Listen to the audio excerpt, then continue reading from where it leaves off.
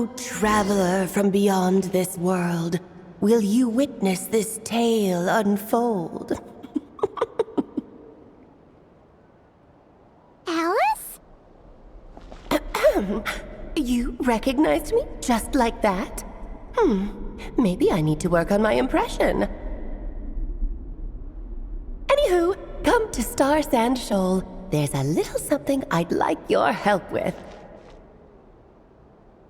Well, it wouldn't be Clay's mom without a hefty dose of mystery, huh? Let's go see what this is about.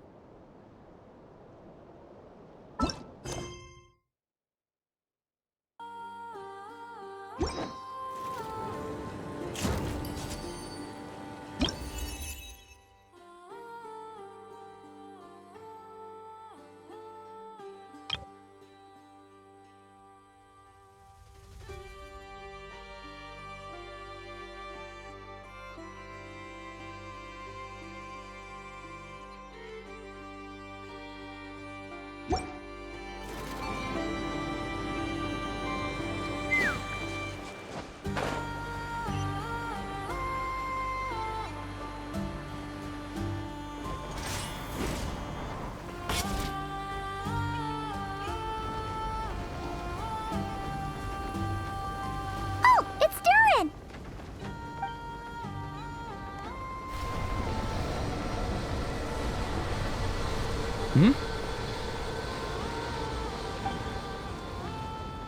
Traveler in Paimon? I'm sorry. I hope I didn't scare you.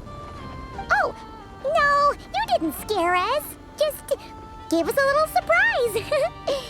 Looks like you've gotten even more powerful now. I don't know. It just feels like it's gotten harder to control. I didn't mean to strike so hard. I'm so relieved you didn't get hurt. It's all good. We've had worse. No, don't worry about that. It's been very stable ever since I got this body. Albedo made sure of that. What you saw just now is something that only started happening recently. Maybe I'm still acclimating or something. I'm sure it'll clear up over time. Anyway, what brings you here? Did you need something? Well... The day that the writer and the watcher crossed paths was the day that the magic known as storytelling was born. So, she asked us to come. Miss Alice? Oh, you too? I guess I really do need to work on my impression. Well, never mind that. It's been too long, Mini Durin. And please, that's Aunt Alice to you. I have brought you and the Traveler together here for a very important purpose. It has to do with your mom. My mom? Indeed, fairy tale author extraordinaire, Anya Marie Andersdottir. See, I knew this would be right up your alley. Now then, if you'll open the book, I will begin narrating.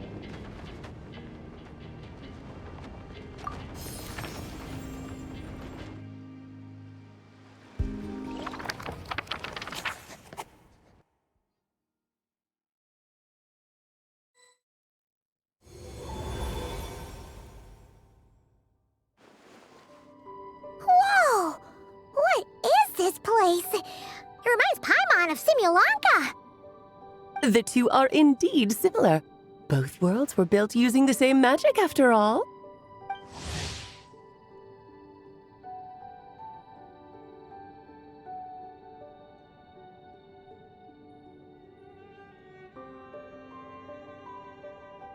Aha! So it is Alice! Hello, Aunt Alice? Oh, no need to be shy. Just think of me as one of your mother's dearest friends. You keep talking about stories and magic. What's this all about?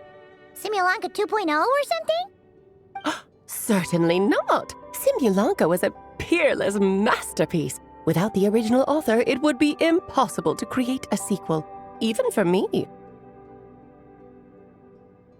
But you are right about one thing. Just like last time, I want to show you a work of magic that has to do with storytelling. What's this? This is your mother's dying wish. My mother's dying wish was a book? Let me answer that with a question. What do you suppose would be a writer's greatest regret? Have you ever read a book called The Little Witch and the Undying Fire? Ah, that's because it was the work of more than one person. It began as a little game at our tea parties. Each of us took turns writing the next part of the story. I wrote the first volume, then the other mages took their turns. Em was tasked with writing the final volume and tying everything up. But by the time everyone had finished writing their parts, Em had passed away.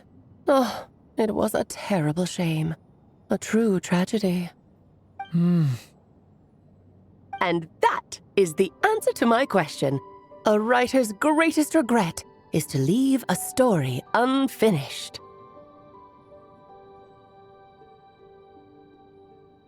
But all is not lost. I couldn't stand the doom and gloom of it all, so I went ahead and wrote an ending myself on her behalf. Then what's this book? This is the answer your mother gave to the same question. In her eyes, this was her greatest regret. She made me promise that I would bring it to you because she believed the only person who could resolve this regret is you. So my mother's greatest regret is another unfinished story? You could say that. And I guess resolving the regret means finishing the story? That's one way to put it. Oh, is a straight answer too much to ask for? Her answer was quite the opposite of what I'd expected. But oh, how touching it was. I'd love to tell you what she said, I really would. But that would spoil the plot, and we can't have that. Spoilers ruin everything. Oh. Just think of this task as giving a story a much-needed ending. All I ask is that you do your best. I understand. But I only just started learning human script, and I don't have any writing experience at all. Relax. Why else do you think your dear aunt went and found you two such wonderful helpers? With their experience, you'll have so many story ideas you won't know what to do with them. So don't be shy to ask lots of questions. Yeah. If it's to help Durin fulfill his mother's dying wish, then we're in. Aunt Alice, could I ask, what kind of story was my mother hoping to write? I had a feeling this might come up, but that answer isn't mine to give. You'll have to find it yourself, here inside this book. Don't worry. We'll help you come up with loads of ideas. Yeah, let's find a nice spot where we can settle in and read through this thing. We could even get some snacks, too. Oh, the actual process might not be quite the walk in the park you're imagining, Paimon. Why's that? Because when Em created this book, she borrowed my magic. In other words, it's not a book you can just pick up and read. It's a magical book. Its chapters are scattered through memories of the past. Gather them all, and the book will show you its secrets. So, where are we supposed to find these memories? Em left a trail of clues for each unfinished chapter. Follow the hints, and you'll find them. Oh, and when it comes to adding to the story yourselves, you'll need to use this. And this is... This, my dear little Paimon, is the ink Em left behind. Infused with a little of my own magic, of course. If you're planning on writing something inside the book, you'll need it. It's extremely precious, so be sure to use it sparingly. This is all that's left. So we need to search for the memories and keep an eye on how much ink we're using. Oh, it to be a wild goose chase, didn't it? Perhaps it's just another form of storytelling. Em was ever so creative when it came to things like that. Just think of it as a little challenge your mom left behind. Who knows? There could even be a mysterious prize at the end of it all.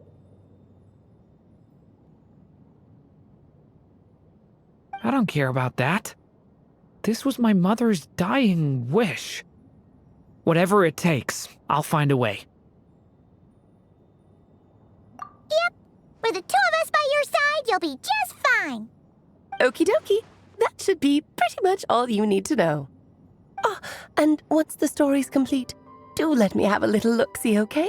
I've read everything she ever wrote, so naturally, I can't miss this one. Yeah! Most of the time, you're pretty hard to pin down. Don't worry, I'll know when you're finished. Just wait for me to reach out.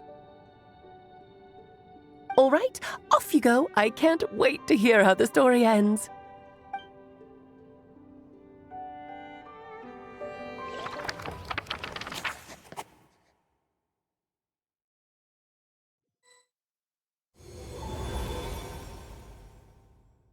Oh, here we are again. Alice's magic really is incredible, huh? Right.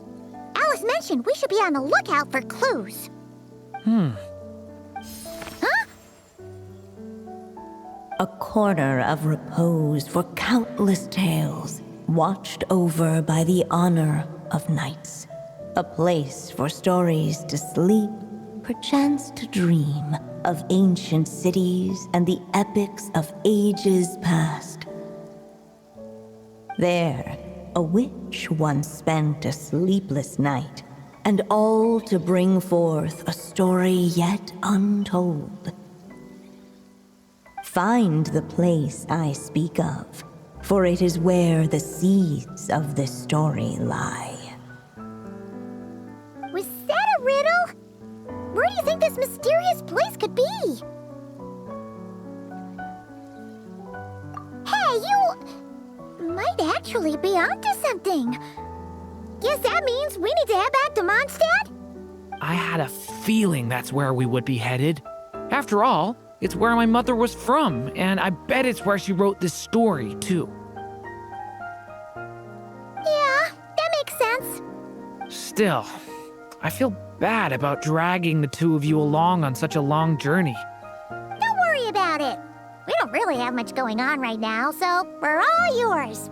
Come on, let's go!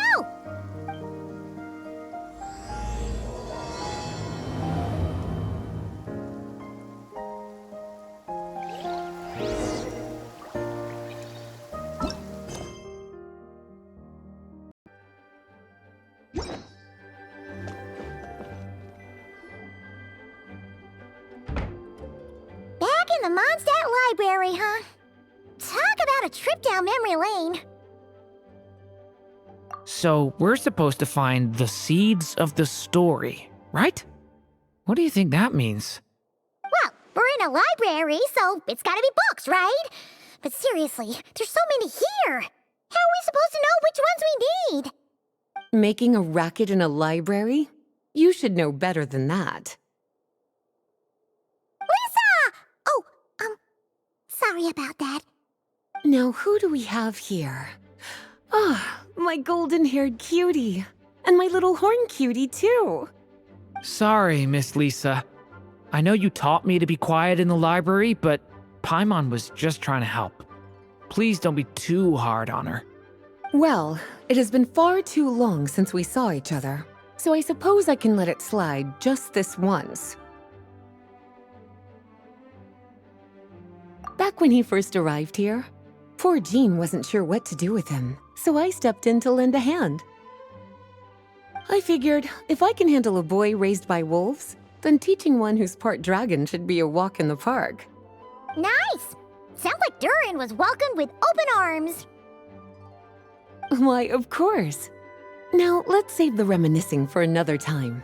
I'm sure you're here for a reason. Did you need to borrow some books? It's kind of hard to explain. Maybe you could take a look at this. Oh?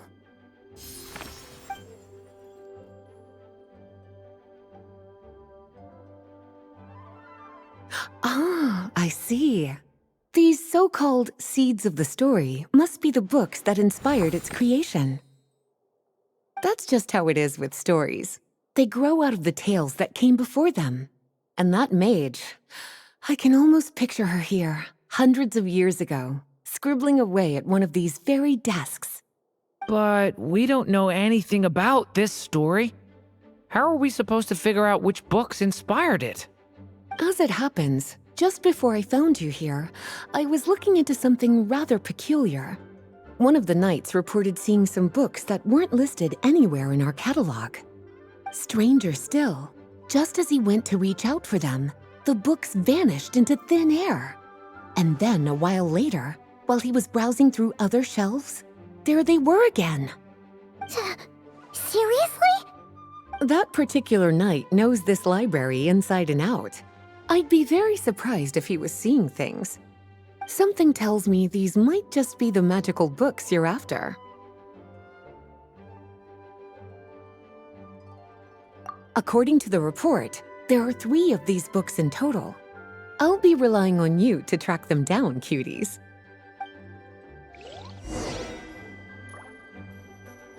Please be quiet within the premises and refrain from Well, did you manage to find them? Seems like there's still some missing. Why don't you try checking the other shelves?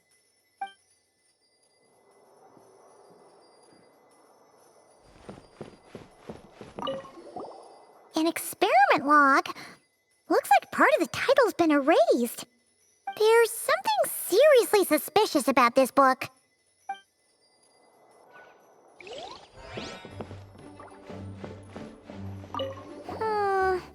Let's hang on to this one for now. Could be one of the ones we're looking for. It's one of M's, after all.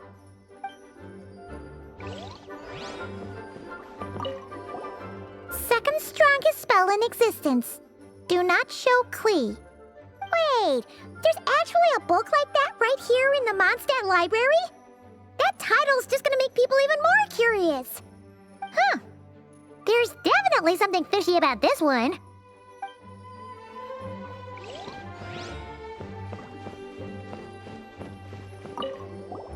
Kinda looks like a poetry collection. But why is part of the title missing? Let's see what Lisa makes of it.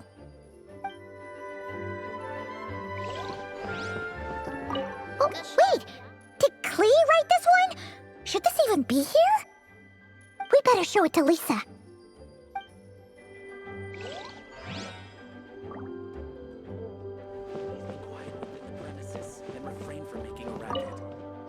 Well, did you manage to find them?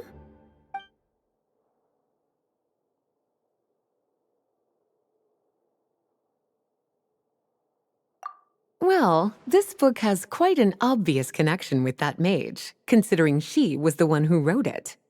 But as one of the library's classics, its presence here is hardly unusual. It really is a must-read, so if you haven't read it yet, that's your homework, cutie. Well, did you manage to find them?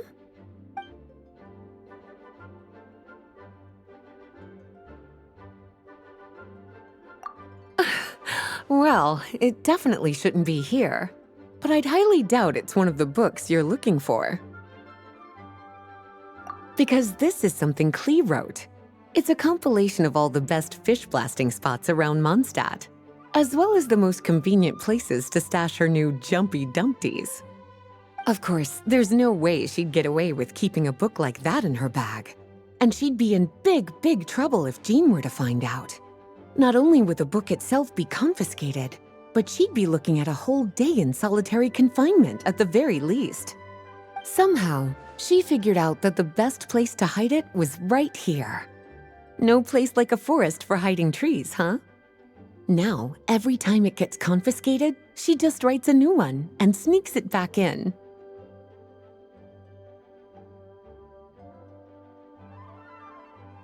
Yes, so thanks for helping me find it. I'll finally be able to hand it over to Jean. Well, did you manage to find them?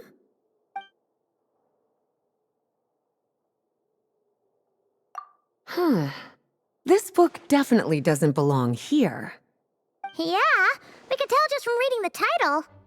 Rubedo was the one who brought it in. He suggested I place it on the restricted list and keep it sealed away. Why? He said it's full of forbidden alchemical formulas, some of which could even result in the creation of dangerous monsters. Apparently, the danger it posed was so great, he didn't even feel like it was safe to carry around or keep it in his workshop. Really? Definitely sounds like it shouldn't be here then. Still, if that mage read this book too, it must have been written a lot earlier than I'd imagined. Well, did you manage to find them?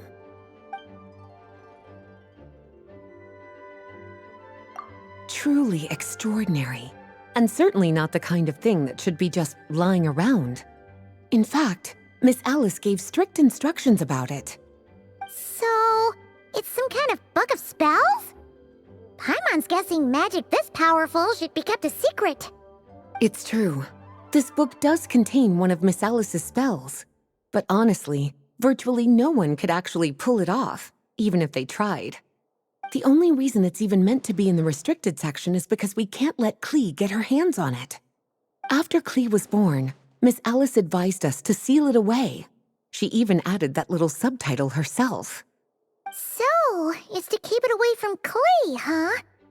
Does that mean she could use it to cause even more mayhem than she already does with Jumpy Dumpty? No, that's not it. As Miss Alice herself put it, letting Klee see it too early would spoil the surprise. Well, did you manage to find them?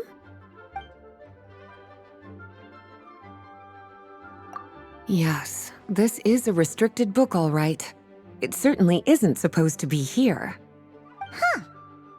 But it looks like a regular poetry collection. How did it end up being classified as a restricted book? The issue lies with one of the poems inside. You've heard of the great battle that took place on Dragonspine, yes? 500 years ago, during the cataclysm in Conria, an evil dragon descended upon Mondstadt. A fierce battle with Dvalin ensued, but in the end, the evil dragon fell, and Dragonspine became its resting place. You're talking about Durin. The Durin of Dragonspine. Well, the poem in question turns the whole battle into a dance, with the evil dragon recast as an innocent child who came here in search of friends. But given all the suffering experienced at the claws of that dragon, how could the people of Mondstadt accept such a retelling? Bards are often accused of inventing history or distorting the truth in their ballads. But this one hit a bit too close to home.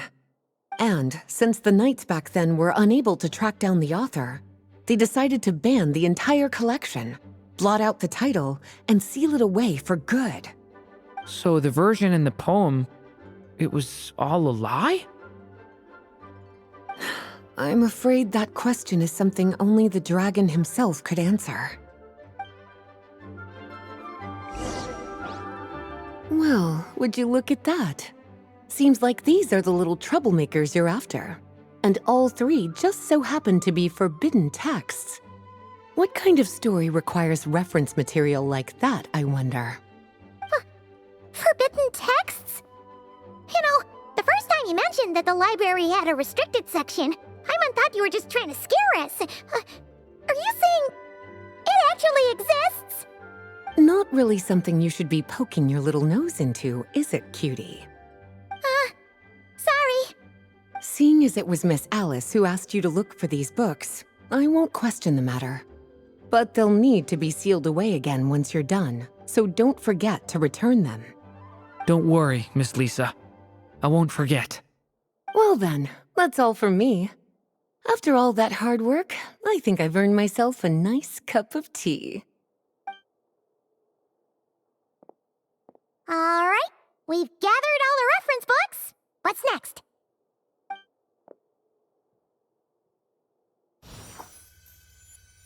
Wait, look!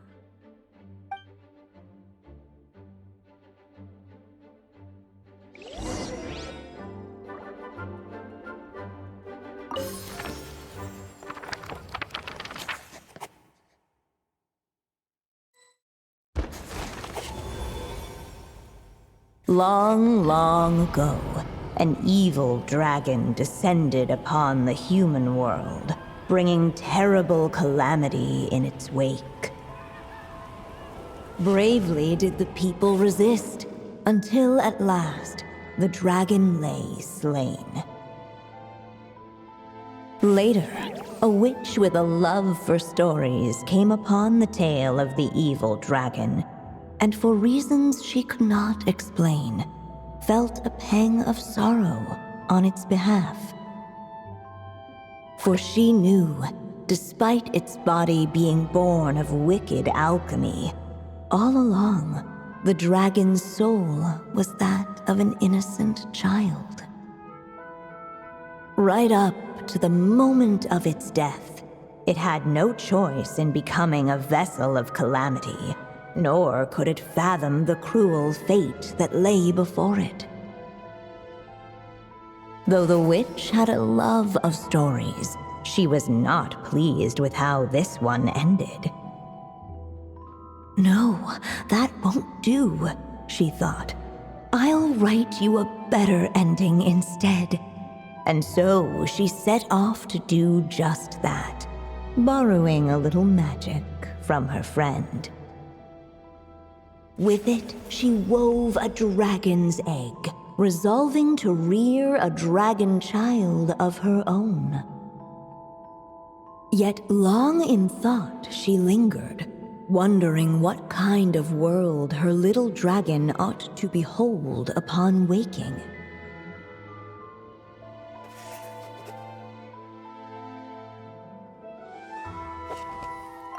At last, she made her mind up, adorning the cradle with a wisp of woodland air. Then she quietly waited for the egg to hatch.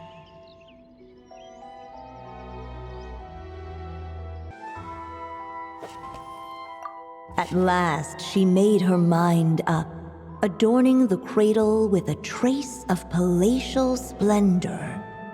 Then she quietly waited for the egg to hatch.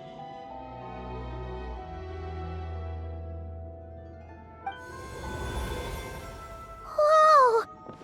We're actually inside the story!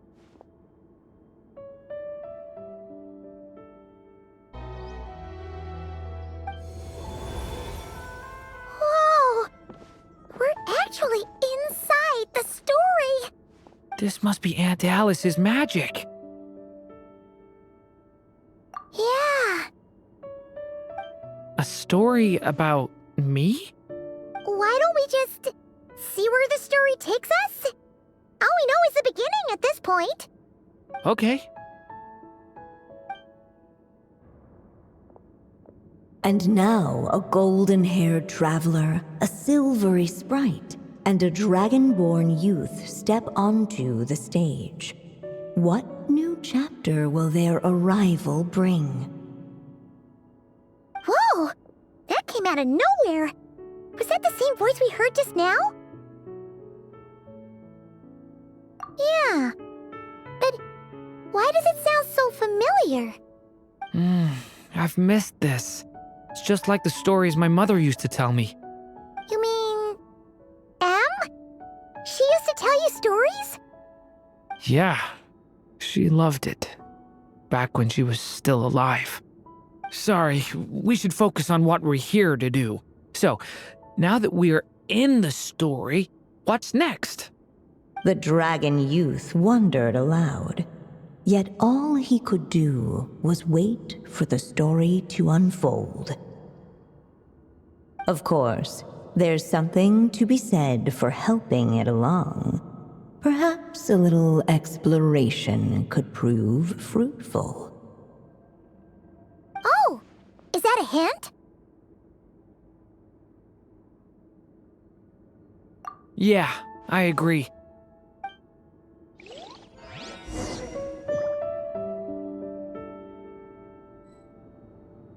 For a moment, the story crashers fell silent. Perhaps perhaps waiting around wasn't such a bad idea after all. Yet those who never stray beyond the main plot often miss the fun little details along the way.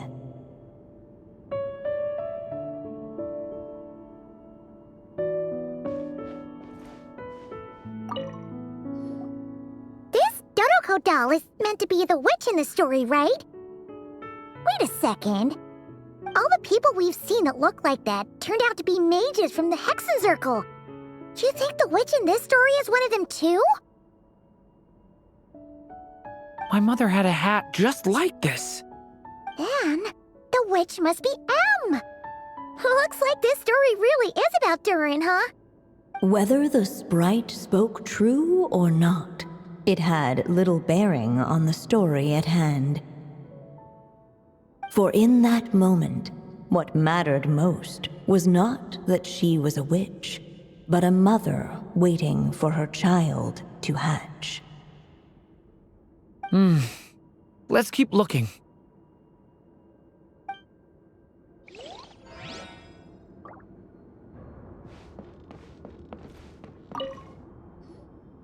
Look at all these books. Guessing the witch did a lot of reading while she was waiting for the egg to hatch. It just so happened a dragon egg wasn't the only thing she was incubating here. Where else might a story be born, if not among books? Oh!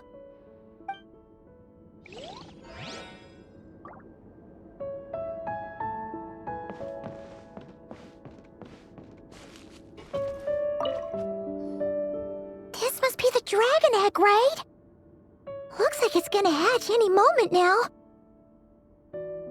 So we've got a dragon egg about to hatch, a witch who loves stories, and that evil dragon we heard about at the beginning. Yep, it all adds up. This is my story, isn't it?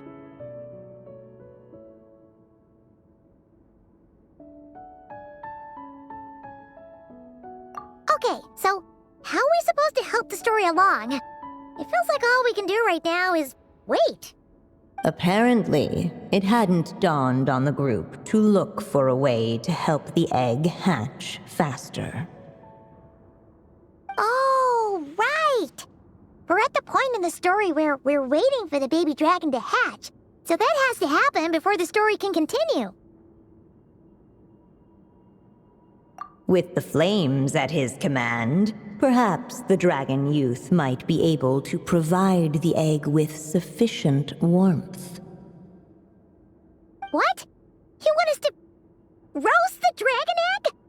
The silvery sprite's surprise betrayed her lack of reading, for in countless tales it is told that only by fire's embrace will a dragon's egg hatch swiftly. Huh, you kinda have a point there.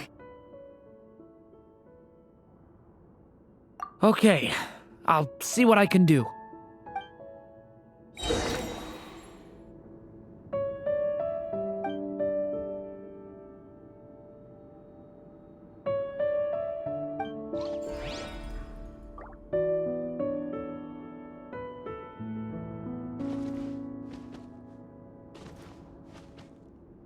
A turning point in fate!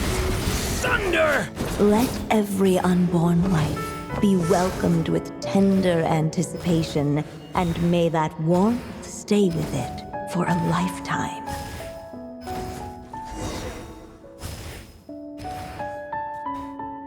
At last, under the witch's expectant gaze, the little dragon broke free from its shell.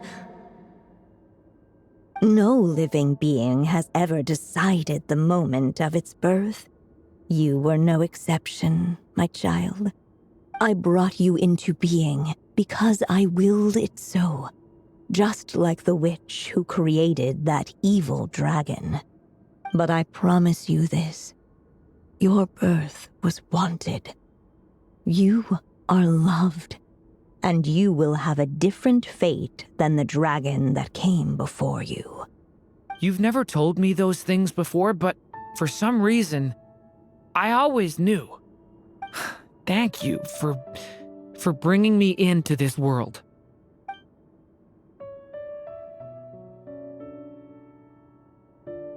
The waiting witch did not feel lonely, for she had 3 visitors by her side. Together, they beheld the hatchling's first breath of life. Holding her dragon child close, the witch promised him a life unlike that of the evil dragon. And so, nestled in his mother's warm embrace, did the little dragon's story begin.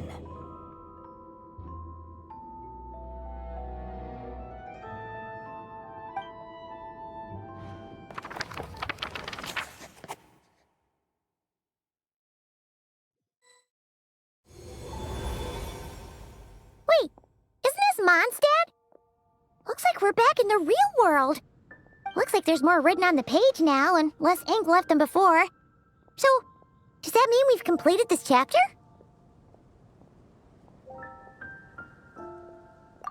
Yeah, but why does M seem to think that the story isn't finished yet?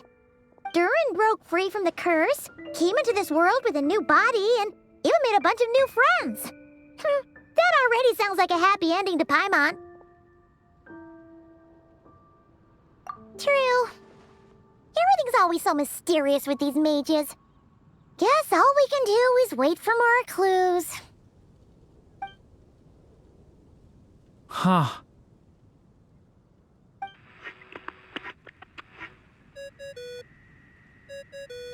Is this thing on? All right, that should do it. Hey! That's Alice's voice! Hello there, children. If you're hearing this, you've stumbled upon the little recording I left for you. I thought you could use a few hints about how the book works. By now, I'm guessing you've already begun to leave your mark on the story. You should know, however, that the book needs time to absorb the ink, so the next chapter's clues won't show up right away. Wait, so even magic ink needs time to dry? The good news is, you can return to any chapter you've already completed and continue to explore the mystical, magical storybook world you helped create. Have fun, dearies. Toodles! Oh, man! Paimon was so ready to knock this out in one go! Maybe it's for the best. Sooner or later, we'll end up being whisked off to another world again, and if that happens, who knows when we'll be able to come back. So it might be good to take a break while we can. A break. Yeah! Paimon has a sudden craving for the Good Hunter's sticky honey roast. And we happen to be in Mondstadt, so... So let's meet up here later. I need to find Miss Lisa to return those books anyway.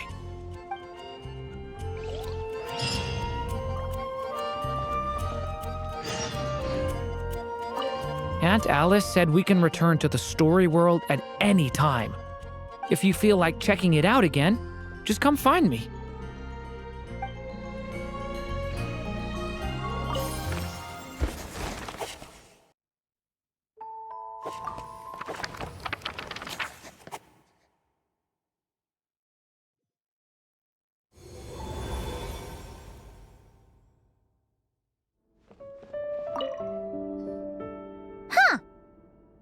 Doesn't remember seeing this many manuscripts last time we were here.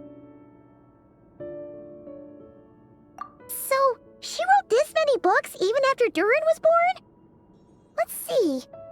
Weird. Is it just that Paimon hasn't read enough, or were none of these ever actually published? Wonder which story these are for. Well, looks like a lot of work went into it, so it must be a pretty great one.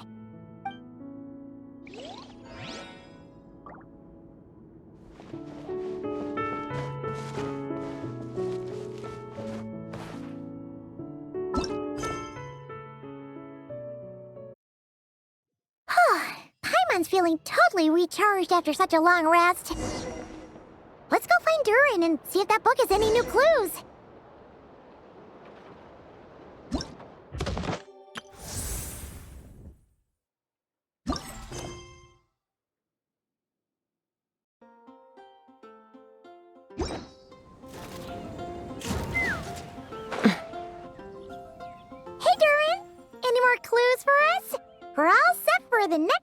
answer. Yeah, I was just about to come find you. Let's see what it says. Now sprout to life the story's seeds, stirred by wind-born melodies. Then on that breeze the music leaves, fading into distant memories.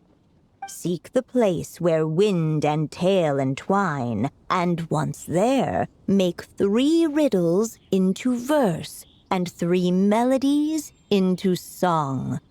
For in poetry and song will this story start to blossom. Come on! Another riddle? All that talk about wind and melodies? What do you think the answer could be?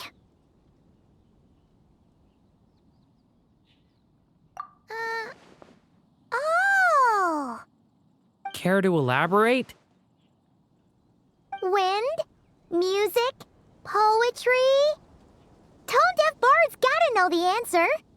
You mean Lord Barbados?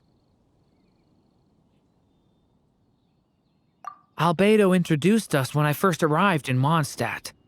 I mean, someone like me was bound to catch his eye sooner or later. It's better that it's out in the open anyway.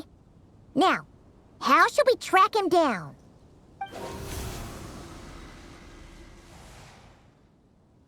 I'm pretty sure he's already caught wind of what's going on here.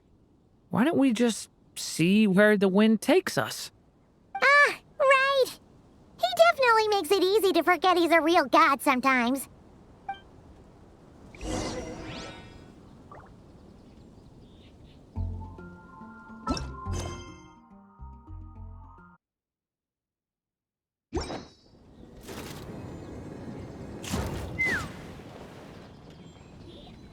Traveler, Paimon! What a sight for sore eyes!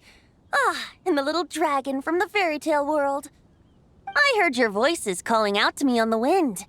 Something about needing help with a riddle? Sorry to disturb you, Lord Barbados. Disturb me? Not at all! To tell you the truth, I'm just as curious about this riddle as you are. Let me take a look.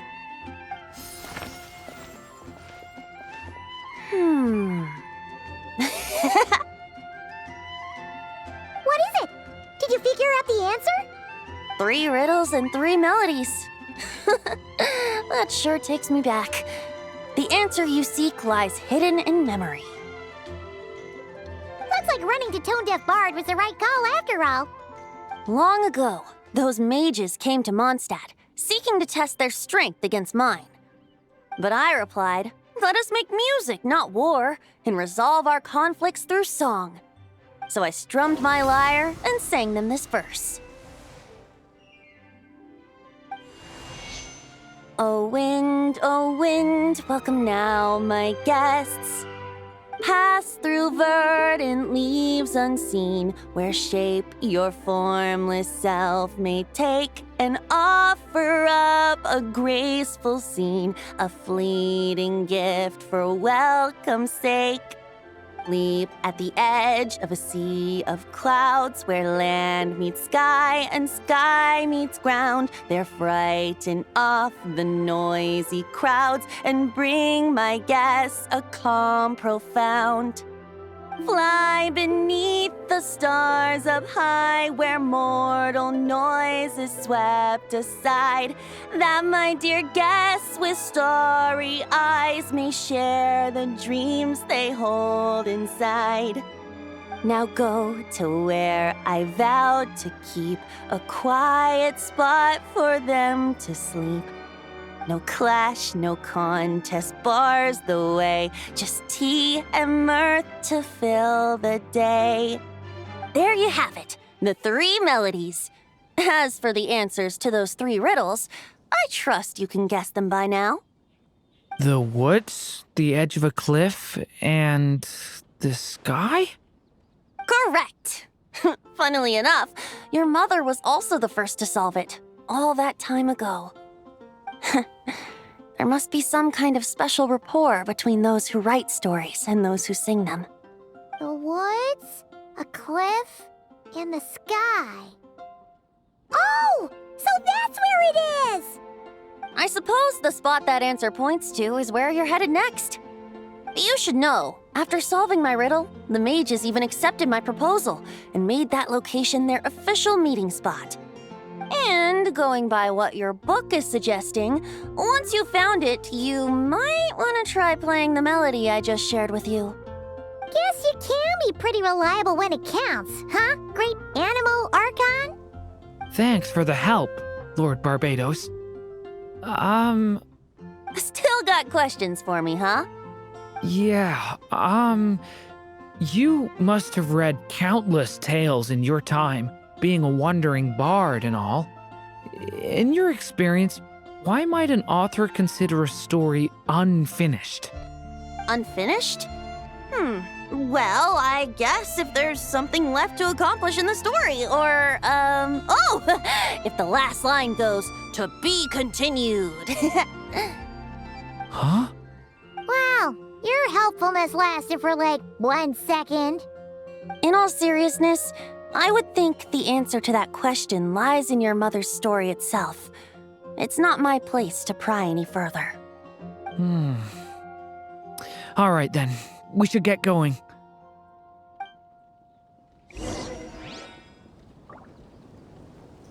I wonder when their next meeting will be.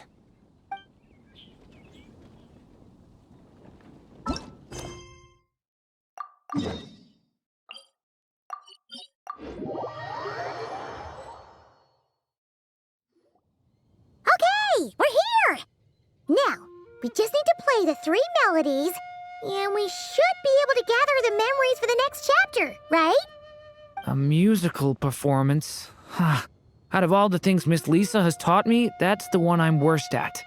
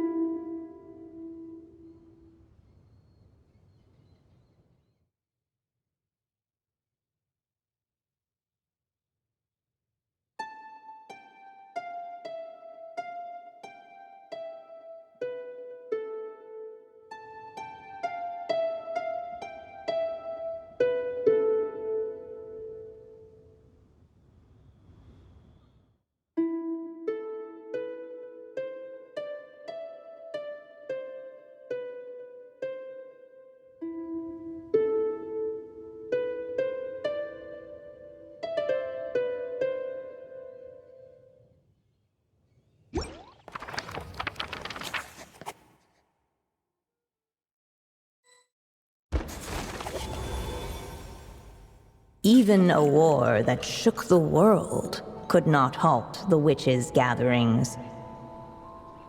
Yet even so, with the passing of time, 3 of their teacups no longer came to be set. The witches did not linger long in sorrow, for the story witch had brought glad tidings of her own. Born was her dragon child, safe and sound. Her fellow witches offered up their blessings, eagerly debating how to celebrate the child's birth.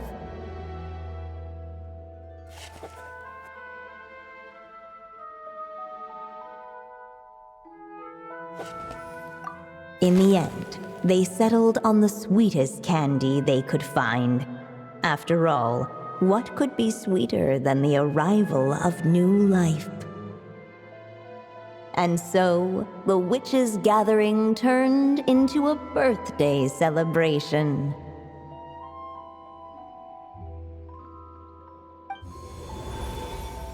So, we're back in the story world, huh? As if from nowhere, new guests appeared at the witches' table. Perhaps they too had come to celebrate the dragon child's birthday.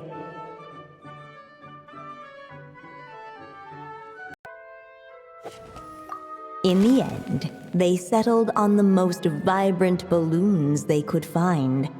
After all, what could be more joyous than the arrival of new life? And so, the witches' gathering turned into a birthday celebration.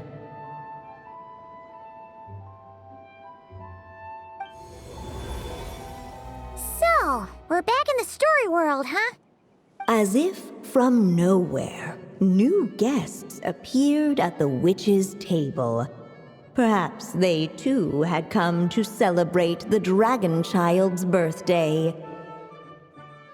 Yet while everyone else was busy thinking about what kind of gift to offer, these three seemed to have come empty-handed. Hardly the recipe for a warm welcome to a birthday party, now is it? A gift? Hey, what's this all about? We only just found out this was a party. While the guests voiced their complaints and grievances, perhaps they should have been wondering what kind of gift to give instead. So, we need to bring a gift to advance the story? But where are we supposed to get something like that? Perhaps it would be a good idea to have a look around. Why didn't you just say so?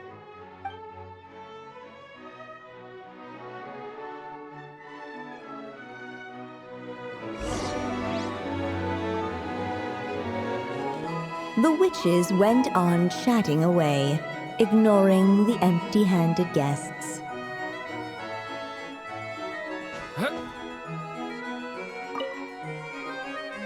Hey, is that the other Durin?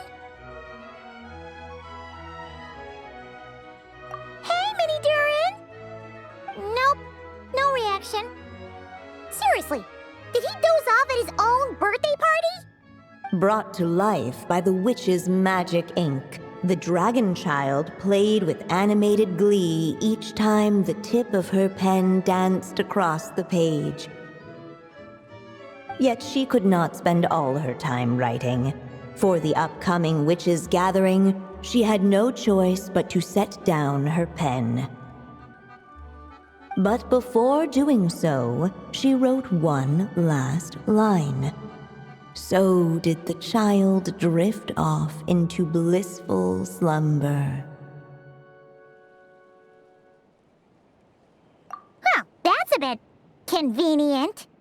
Strange. I don't remember ever being at any of the mages' gatherings.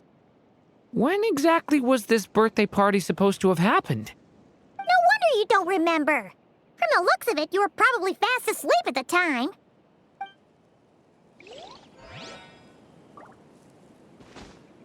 The witches went on chatting away, ignoring the empty-handed guests. No mark had been left on the page ahead. The group found themselves unable to move forward.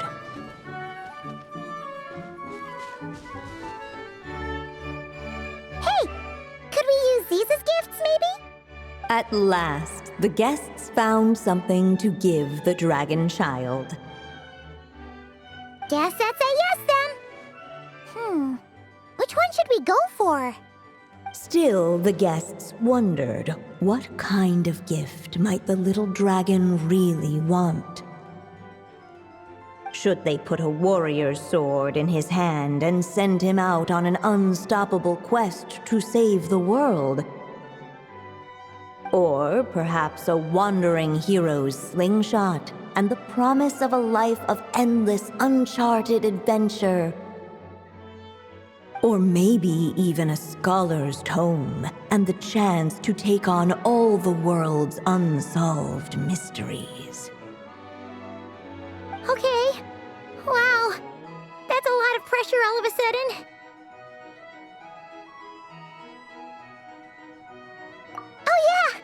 Technically, we're actually picking a gift for you. So, which one would you prefer? You want me to choose? Wow, this feels kinda special. How come? For as long as I can remember, I've spent most of my time living in the stories my mother created. I always thought my mother had everything written out for me already, just like the toy figures in Constellation Metropole. What I wanted to do with my own future. That's something I've never really thought about. What did I want back then? This is the first time I've ever asked myself that question. Sounds like this is the perfect opportunity to answer it then. It's been a while since you left Simulanka, and after everything that's happened, it might be about time to start thinking about your future. Then let me give it some thought.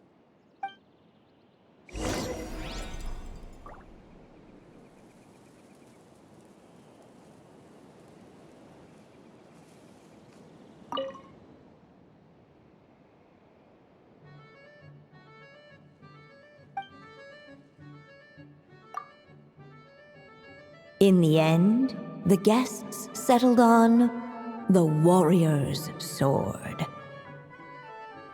So, your dream is to become a warrior? I just really want to be able to keep people safe. If my time in Nodcry taught me anything, it's that a lot of problems in this world can only be settled by strength of arms. As long as I can help people, that's enough for me. Really? But I don't think it's enough.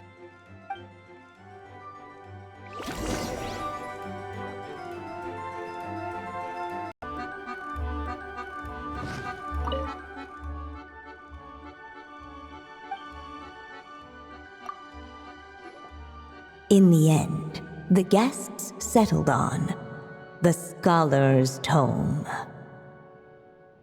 So you're the scholarly type, huh? I just feel like I should learn more about the way the world works. What makes you say that? I'll give you an example. Did you know that in Mondstadt, using fire to catch fish is a punishable offense? I thought she was just teaching me regular hunting techniques. It was only after Master Jean caught me and sent me to solitary confinement that I realized I'd misread the situation. So much of what's considered common knowledge in your world just wasn't in Simulanka. So I have to learn, or I'll keep causing trouble for everyone else. Paimon's not sure that counts as common knowledge.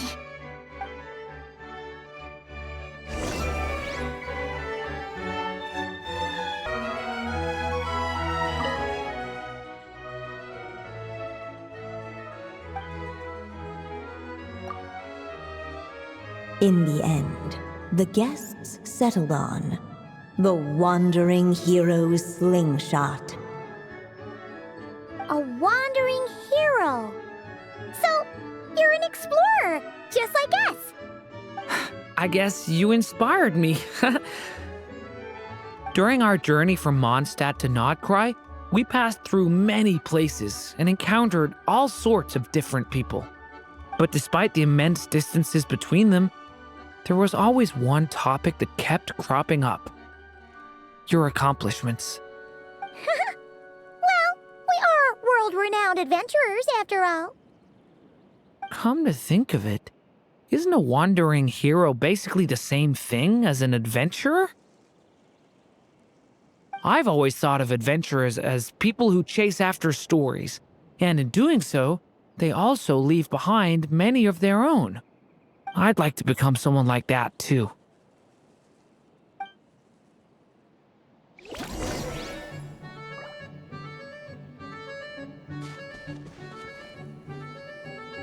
Alright, they should let us in now that we've got a gift, right? Hello there. Brought a gift this time? The newly arrived guest presented his gift, wishing the little dragon a future as a wandering hero, free and unburdened. Accepting the guest's blessing, the Story Witch invited him and his friends to take their place around the table. Finally, she could introduce them all to her dragon child, telling all in attendance about the moment of his hatching, and of course, the name he'd been given. It was then that the Seer Witch, diviner of the stars, withdrew her gaze from the heavens and turned a sorrowful glance upon the little dragon. You gave him the same name as that evil dragon? That's right. But the life I intend for him shall be very different.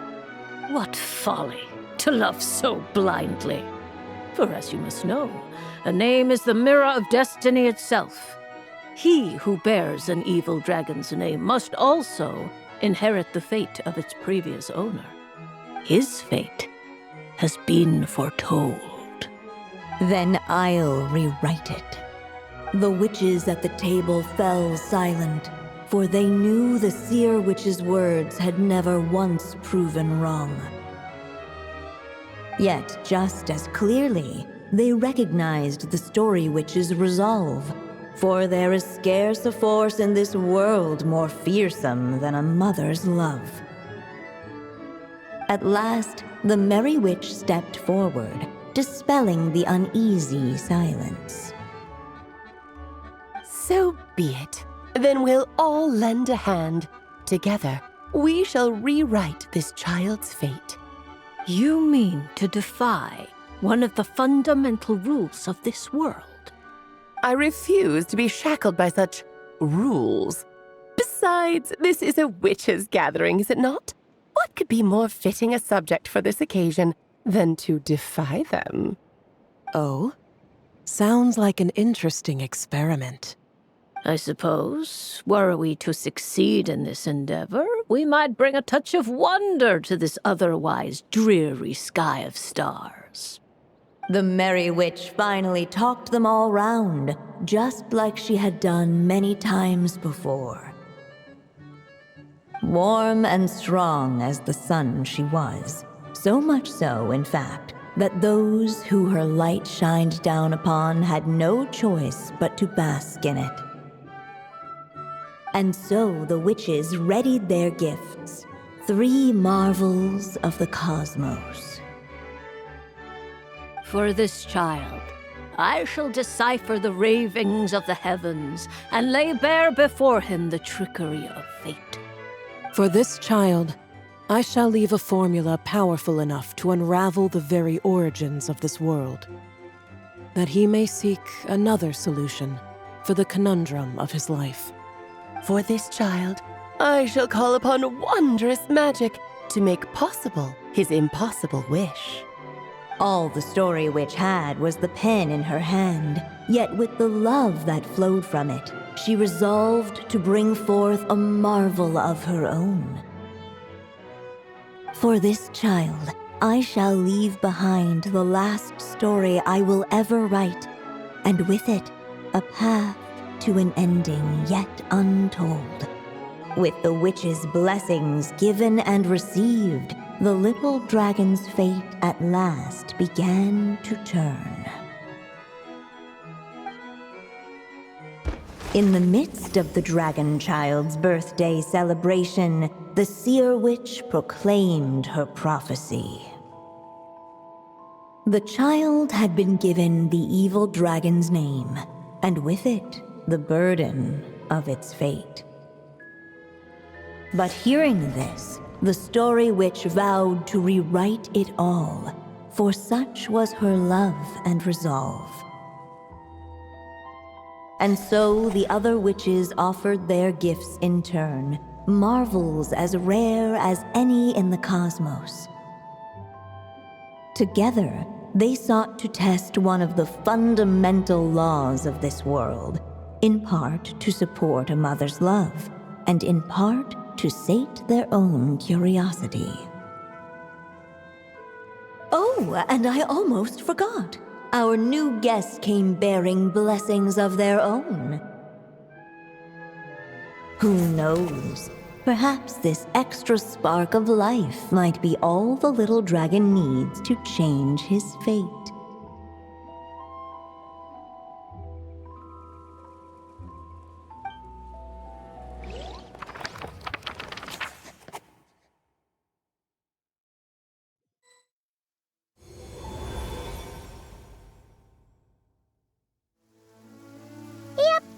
Looks like we've completed this chapter, too. Those witches in the story were the mages of the Hexen Circle, right? They sure seem to care a lot about you, Durin.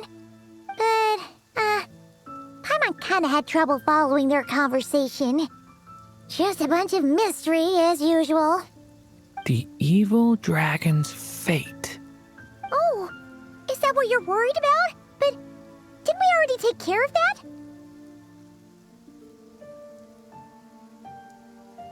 Ah, the mages must have had a hand in that, too. Also, I was just thinking, which part of the story are we even meant to be completing? Oh,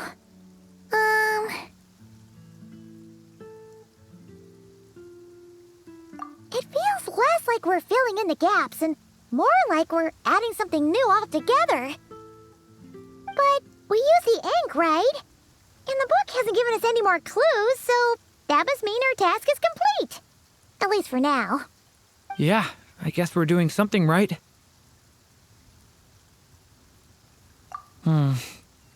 Maybe I'm overthinking things. It's just, this is my mother's final wish, so I don't want to mess it up. Anyway, thanks for all your help. I'll let you know as soon as the book reveals a hint about the next chapter. Okay then. See you in the next chapter.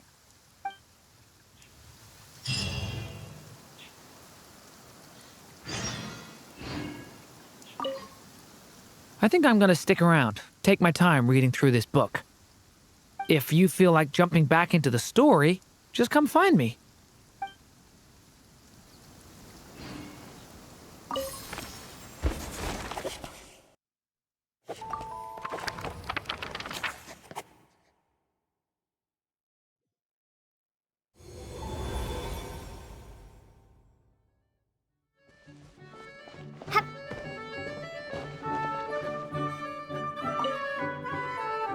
As of late, the Tricksy Witch has nearly the entirety of the snowy lands in her grasp. Now none but the Tsar can command her submission. Such a pity that she can no longer spare the time to join our gatherings. Tell me, does the Wander Witch still roam among the stars? Who can say how long we'll have to wait for her return? I had hoped sharing all the fun little stories from our gatherings might entice her to remain. Then how about the Memory Witch? Does she still walk the mortal realm? Yes, she has that secret mission of hers to accomplish, so she couldn't make it to our gathering. But she doesn't seem to regret her choice, so naturally, it's not my place to pry. As rare a chance to gather as this. And yet, almost half of us are absent. Cheer up. At least you came with good tidings. I suppose I'm just feeling a little sentimental. After all, there will come a day when I, too, am among those absent at these gatherings.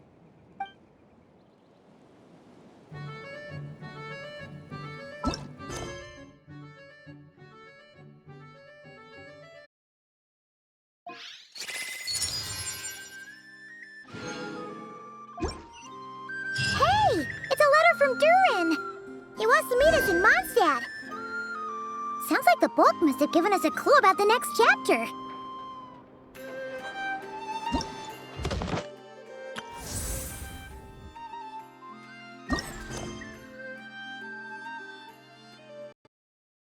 Hey, it's a letter from Durin.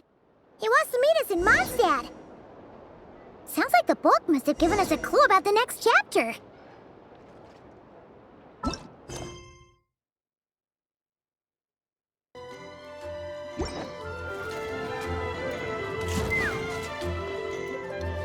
Some say the god of fate calls the outcome of every dice roll before it's even made. And that's why the secret to winning a lot of games is having that god on your side. Your luck is amazing, Kaya. Your turn. Give it another shot. Fear not, O Crimson Dragonborn, for I, the Princess of Ertalang, have bestowed upon you the benediction of the midnight hour, and with it you shall surely smite this usurper. Mein Fräulein means to say she's rooting for you in secret. Oh, and that you must, at all costs, defeat the one who snatched her limited edition card back.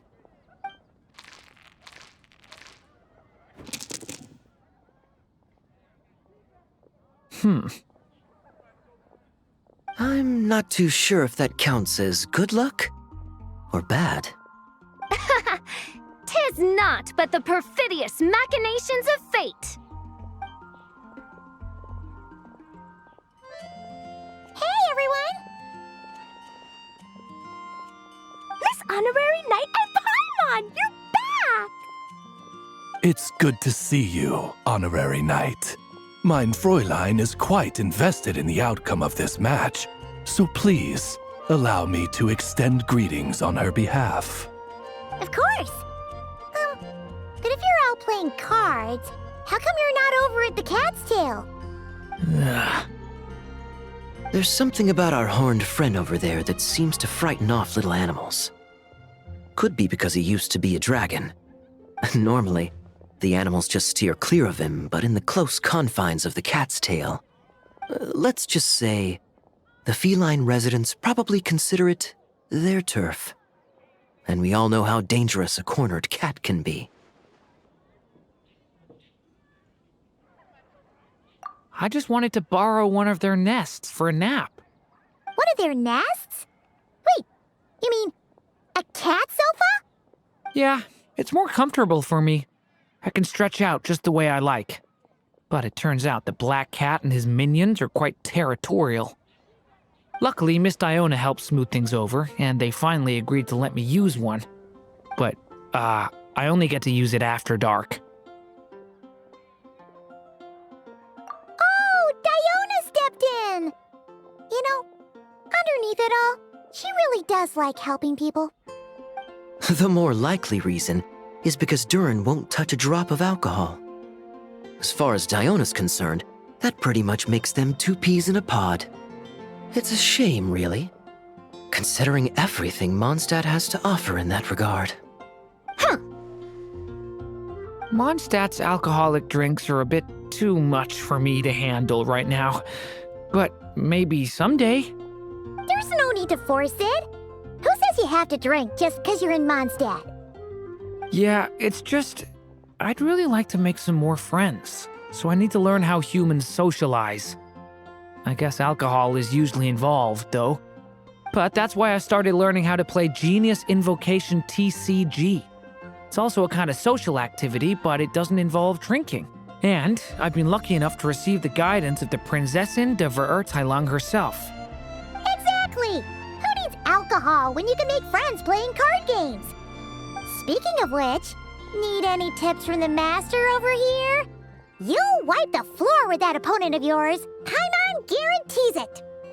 Unfortunately, with the luck he's having, not even that legendary card master from Sumeru could turn things around at this point. Yeah, that last roll wasn't great. But who knows? Maybe you'll have better luck next time? He keeps getting the exact same roll over and over. This is the third time already.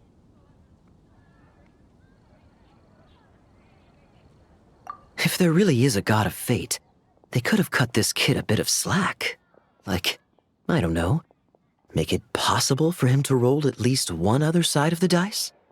I think I've lost. Must even a dragonborn, sanctified by the power of benediction, succumb to fate's insidious snares? Don't be sad, Durin. You'll definitely win the next round. You can even borrow Dodoko if you want. Mom says she brings good luck. Thanks, Klee, but there's something more important I need to take care of now. Oh, okay. So, the book's given us another hint, right? Yep, and I think I've guessed where we're headed this time. Come on, follow me.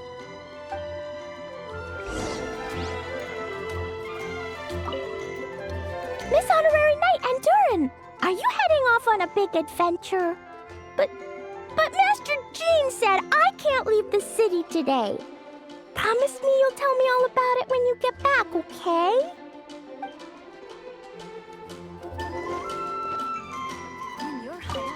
So be it.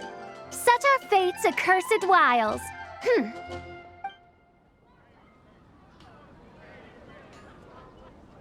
take a look.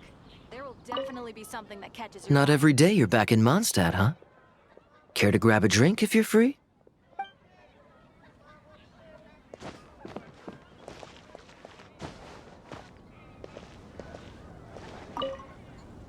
Ugh, where's that stench of booze coming from? Ugh, it's gotta be him! Ugh!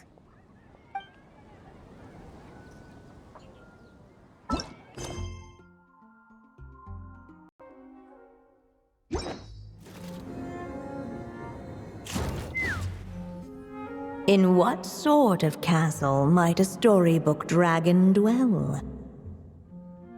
The witch turned to a mighty dragon born upon the wind to seek her answer. From afar, she beheld a solitary castle, standing lonely beneath its wings, and wrote it into words. Its walls kept out the wind and rain, yet also cast a solemn shadow. Enveloped by their shade, the story's boughs were lulled into a torpid slumber and reached no further skyward. So that's the clue. I think we're meant to find a place where dragons live, and this time, in the real world. I asked around, and it just so happens that there's a place like that in Mondstadt. Yep, that checks out. I've heard that the dragon here is called Dvalin, and that he's a magnificent creature. I hope I get the chance to meet him. Wait a second. Do you think having the two of them meet is the best idea? You know, considering everything that happened in the past?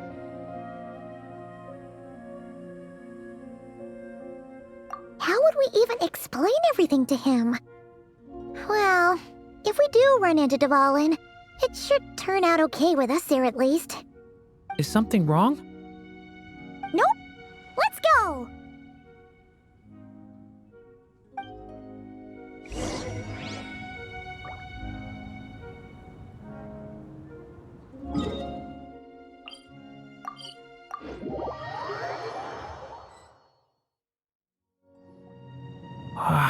So, this is where Dvalin lives?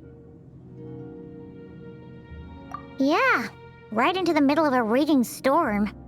If you're afraid of getting blown away, Paimon, you can always hang onto my sleeve. This isn't Paimon's first rodeo. Come on, let's get going!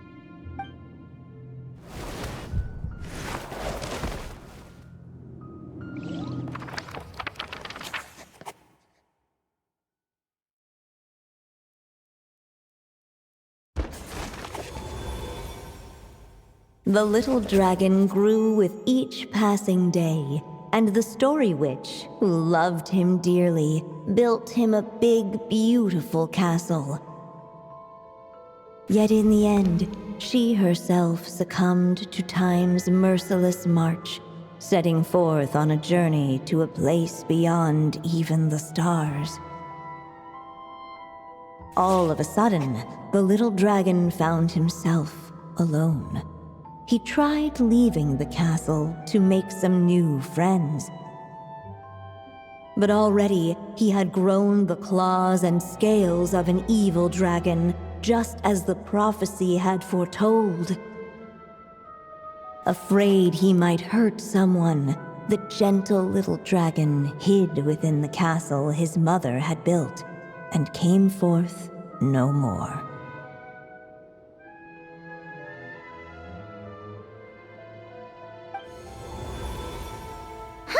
Looks like we're back in the story world. And from the sounds of it, this chapter must be about Simulanka, right? Yeah, like the fairy from the Forest of Blessings, the king of Constellation Metropole, that cat lady who turns into a box. Ah, yep. That will be Nilu, Navia, and Kirara. Oh, and there's Hat Guy, too. Only... Only lately, whenever I see Hat Guy, I get this strange feeling. What kind of feeling? It's like there's something on his mind. He hasn't told me what it is, but I can sense it all the same. Well, he's always been kind of broody.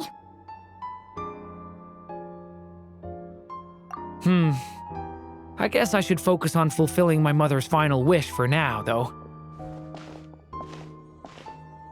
Yeah, we should get started on this chapter. So, let's track you down and free you from fate's curse once again. That day, a small band of adventurers suddenly arrived beneath the castle walls. They promised to help the little dragon cast off the curse of fate. Yet as they stood beneath the castle walls, it appeared they had no idea how to even begin. Hey! Instead of making fun of us, how about giving us a hint? The little dragon had shut himself inside the tall tower at the castle's center. Anyone who wished to reach him must traverse the barriers that wall off his heart, for there is no other way. Looks like we're in for another long one. Let me try something. Ooh, do you have an idea? If that little dragon in the tower used to be me, then surely I'd know how he shuts people out better than anyone. Come on, follow me.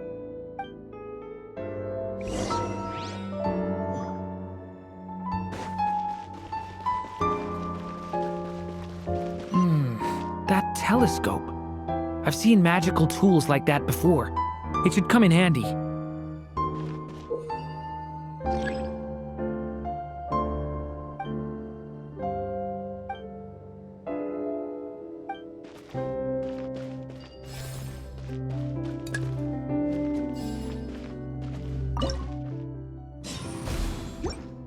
Whoa! That block just got bigger! We can get past the obstacles ahead by using these blocks to jump upwards.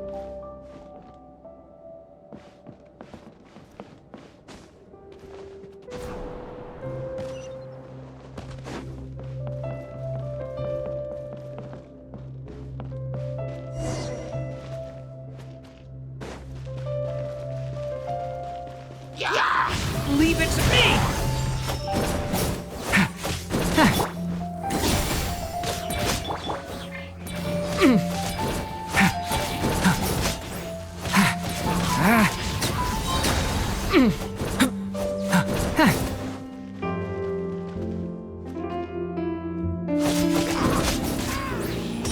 Decay!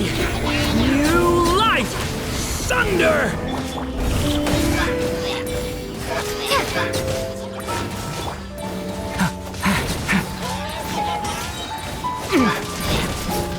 This place is like a maze. How are we supposed to get through? We'll just have to check each spot.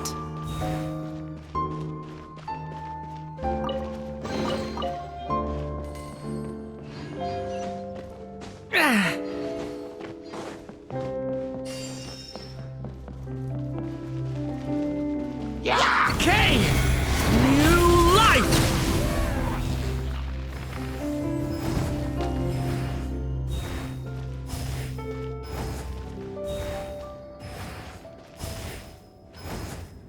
We should be able to use this block somewhere.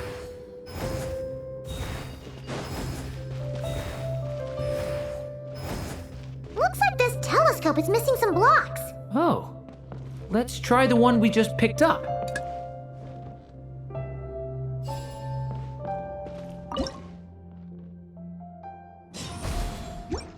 Still not enough. Guess we'll have to keep searching.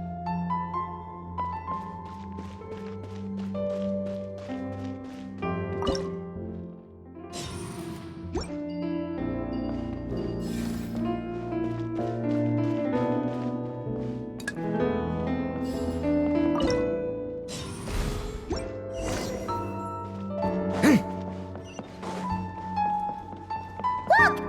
Seems like someone's stuck down there. Should they continue towards the tower or plunge into the shadows to rescue those in need. A difficult dilemma indeed. The path to the tower is up ahead. We better stick with Durin. It's so dark here. Hey, there's a fire over there. Let's go check it out. Wait, is that? A little pixie that can fly. Are you here to help the dragon break his curse too? Oh, what's this? More brave adventurers bold enough to set foot in this castle? Come, join the ranks of your liege's guard. Nilu and Navia! Nilu? No. I'm a flying squirrel fairy. And I'm a giraffe king. Not this Navia you speak of. That's right. Oh, and don't forget Catbox Lady. Are you friend or foe? Friend! Definitely friend, Miss, Catbox Lady? Yeah, Simulankha is a big part of Durin's story. So, guess it's no surprise the people we were with there would make an appearance. Okay, I think I get it now. Flying Squirrel Fairy, Giraffe King, Catbox Lady, please follow me.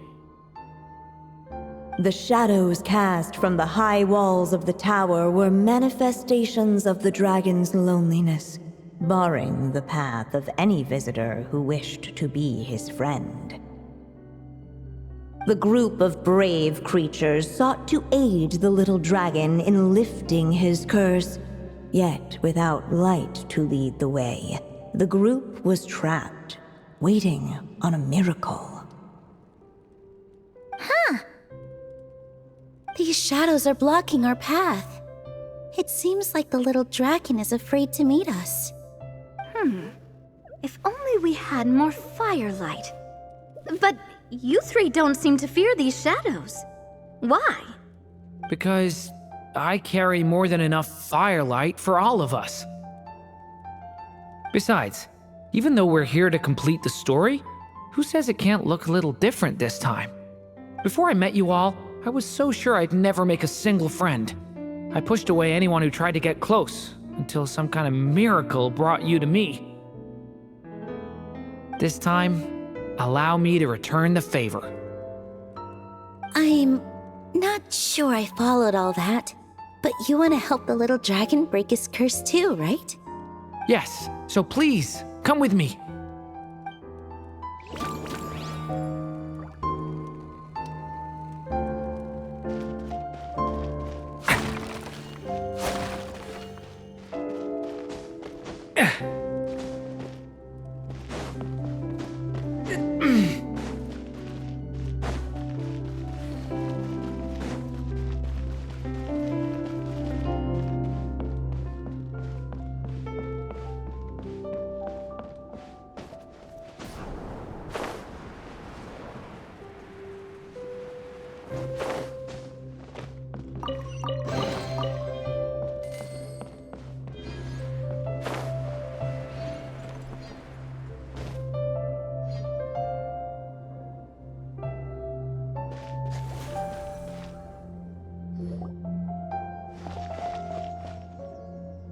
Durin, or, little story dragon, just calm down. Stay back! I don't want to hurt you. Loneliness and fear had built a cage around his heart, shutting out all who would look upon him. And thus, all the adventurers could see was his shadow. Don't worry, we can help you. Don't come any closer! And that was the last the little dragon spoke. How are we supposed to persuade him if he won't even talk to us?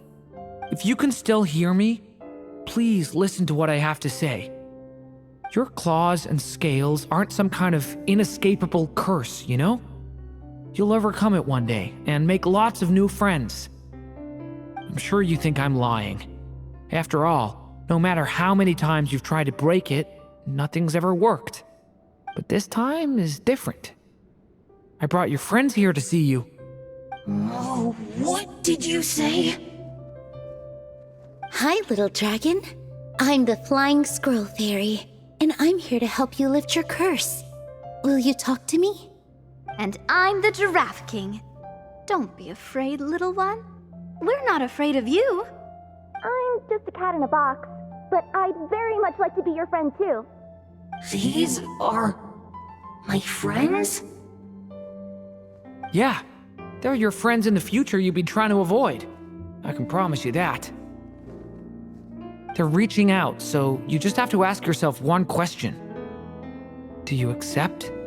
After a long silence, heavy footsteps echoed from the tower's shadows, but still, the one who made them refused to step forward. Though the cage to his heart had been unlocked, the little dragon remained ashamed of his claws and scales. How can I face my friends like this? Don't worry, little dragon. We're gonna offer up our blessings and make a wish to the goddess of fate to release you from your curse. Yeah, just like last time. Make a wish? To the goddess of fate? At that moment, the merry witch made her entrance. Hello, little one. Don't be afraid. With the blessings of your friends, your wish shall be granted. Alice? Wait, you're the Merry Witch from the story? Correct. It is I, the Merry Witch, creator goddess of this realm. And it just so happens the goddess of fate is none other than my dear friend, the Story Witch. I'm here to make good on my promise to lend her my second strongest spell. With this spell, she'll have the power to create an entire world. So naturally, granting your wish won't be a problem. Provided, of course, you receive your friend's blessings. But before we proceed, I must check something on her behalf. Little dragon, do you accept this blessing? I want to be your friend. So if you're offering, then yes, I would love to have your blessings.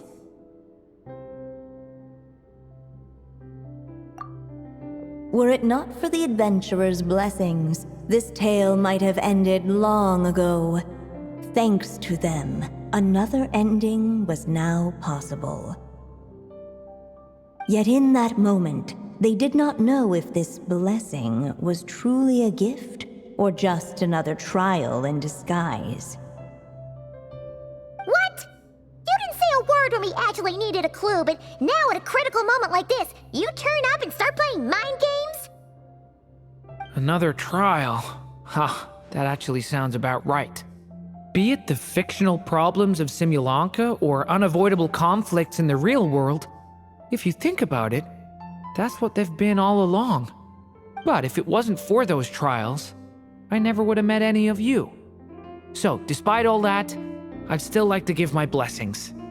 That's the spirit! Come on, Durin! Let's help you make your wish come true again! On behalf of both my past and present selves, thank you, my friends. Fortunately, a brave band of adventurers heard tell of the little dragon's story. Determined to lift his curse, they fought their way through countless trials. To help him, they offered up their blessings and made a wish to the goddess of fate. At last, their wish was granted. Shaking off his scales, the little dragon stepped out of the tower's gloom. But his time in the world beyond the castle would soon teach him this gift would bring blessings and trials of its own.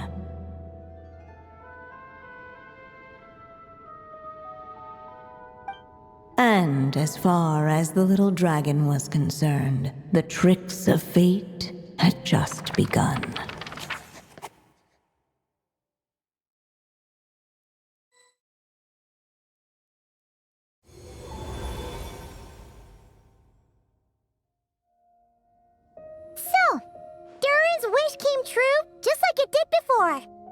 If this story was written by my mother, then surely that was the last chapter we just completed.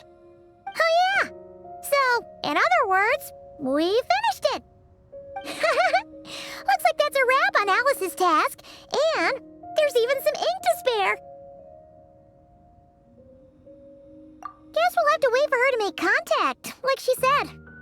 So, my mother's final story has finally come to a close. Sounds like you're a little sad to see it end.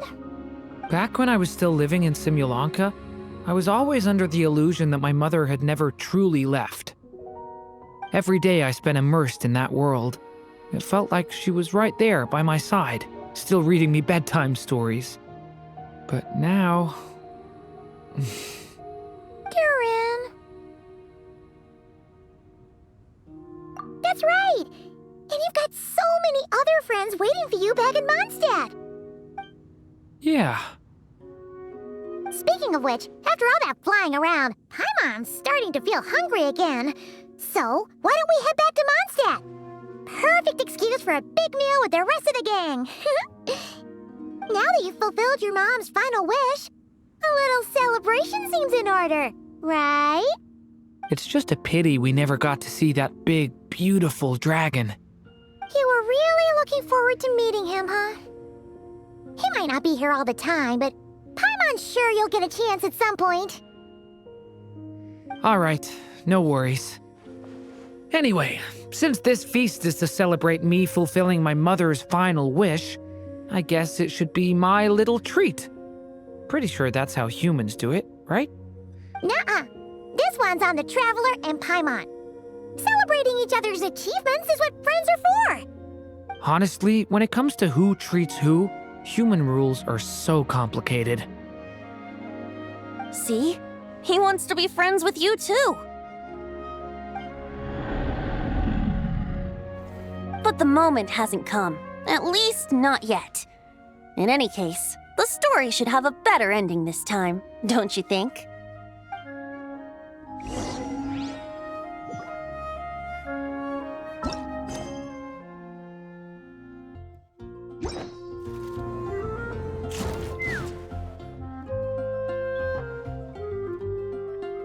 Whew.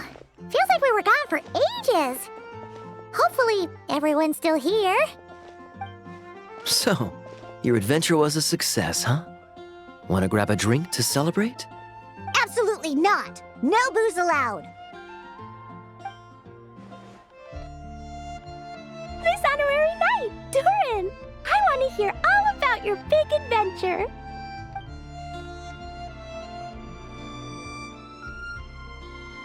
We're gonna order a big meal for everybody first. We'll talk while we eat.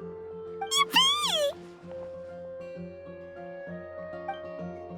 Excuse me. Did I hear you call him Durin just now? But wasn't Durin the evil dragon that fell on Dragonspine? Come on, miss! This Durin isn't that evil dragon from Dragonspine. Albedo said... well, it was kinda confusing. But anyway, it's super cool! Oh, is this your first time meeting him, Marjorie? No wonder you're getting him confused. Still, even if you hadn't met him yet, shouldn't you have heard about him at the very least? At this point, pretty much the whole city has.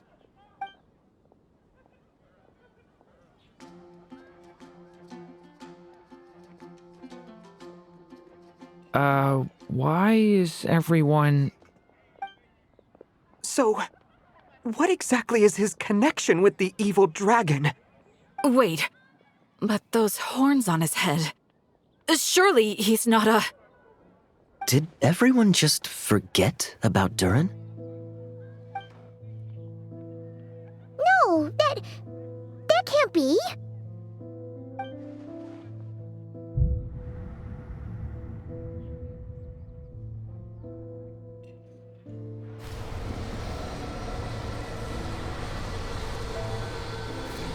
The tricks of fate had just begun.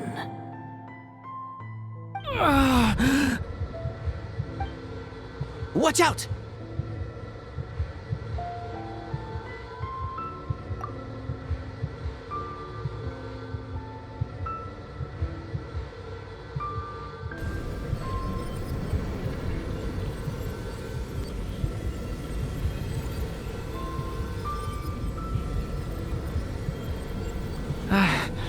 No one got hurt. Did they? Durin! Durin!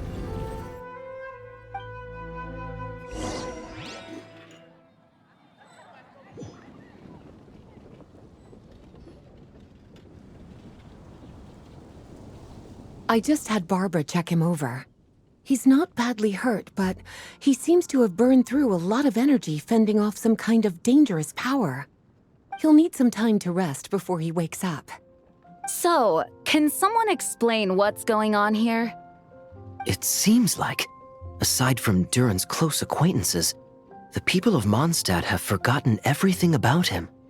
How could that even happen? Worse still, the abyssal power within him is showing signs of extreme instability. Could be a separate issue, though. I'm not sure. If the abyssal power inside him spirals out of control, Mondstadt will be in grave danger.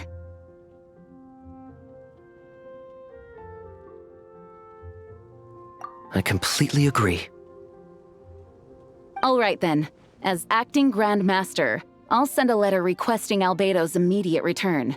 Until then, the Knights will watch over Durin. That's pretty much all we can do right now. Also, allow me to look after this book for now. If you need to consult it, just drop by my office.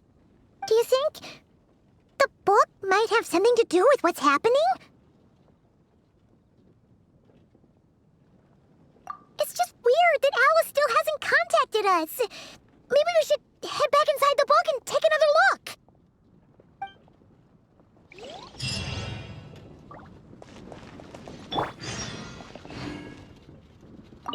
No need to worry. He's stable for now. Klee was really looking forward to hanging out with Durin. We'd better not tell her what's happened to him just yet. I'll have the Knights notify you as soon as he wakes up.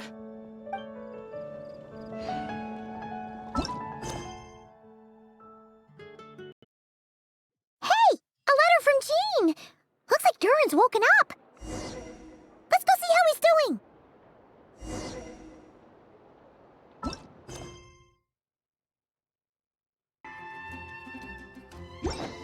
Everyone hold hands.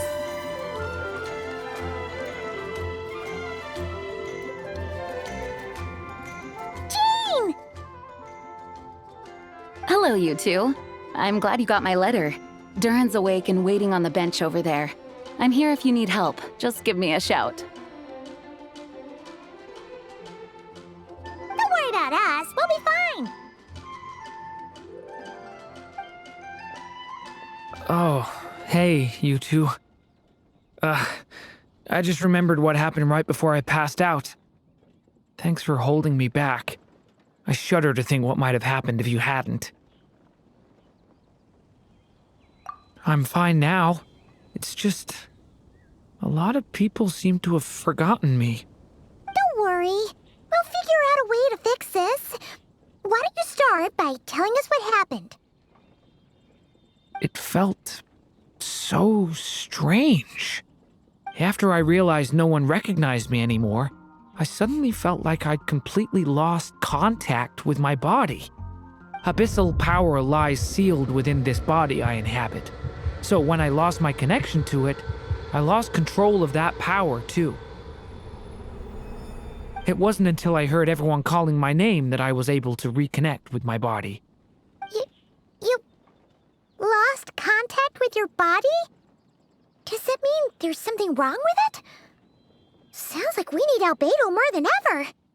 I don't think the problem lies in Albedo's alchemy. Huh. But then, why are people forgetting you? Guess that's what we need to figure out. That means we need Alice for sure. But it's been ages and she still hasn't been in contact. Now would be a really good time for a hint. How could the story's budding branches even hope to reach beyond the towering walls? Leaving the castle, the witch went off in search of the tallest, grandest tree in the whole world. High up in the canopy of that tree, she sought a resting place, a refuge where the little sapling might take root.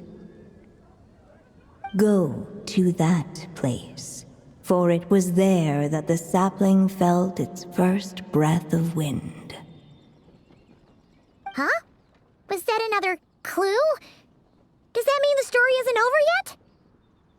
Leaving the castle. It just occurred to me. If this story is all about my own experiences, then wouldn't what happened after I left Simulanka be part of it too? But how could she possibly know exactly what would happen? And even if she did, how could we know when the story was complete? Yeah. Since we can't reach Alice right now, we'll just have to get to the bottom of this ourselves. But first, we gotta figure out where this riddle wants us to go. The tallest, grandest tree in the whole wide world. Huh. The only place that ever gave me that feeling was the one I ended up in right after leaving Simulanka. They had great coffee there, too. And so many books you'd never run out of things to read. Think about it. Our search in Mondstadt began in a library, right? Well, Sumeru City's got one of those, too. And it's absolutely huge. What do you say? Should we try looking there? Huh. That does kind of make sense. And it's not like Paimon's got a better idea. Alright, let's just give Jean and the others a heads up first. Well, it sounds like you've got a plan, so I won't interfere. All I ask is that you stay safe. Albedo won't be back for some time, and until he is, we can't know for sure how dangerous Durin might be in his current state. I'm so sorry about what happened before. Believe me, I'm not blaming you, and neither is anyone else here. If anything, it's the opposite. We're all just worried about you. Worried? About me? Come with me. I want to show you something. As soon as they heard you were awake, they all hurried over to see how you were doing. You all came to see me? A little birdie told me you're working on finishing a storybook. So maybe all those people losing their memories is just a plot twist, waiting to be resolved. Miss Lisa, you always seem to know how to put my mind at ease. Please, everyone, don't worry about me. When I get back, I'll find a way to complete my mother's story, and the one we started, too.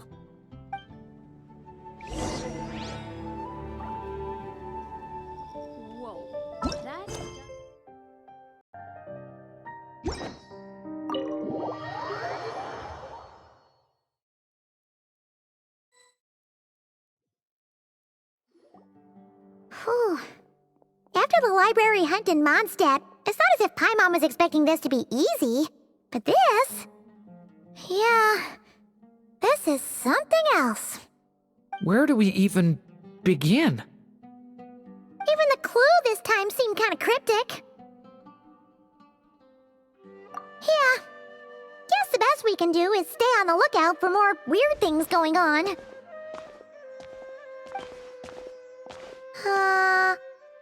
Huh?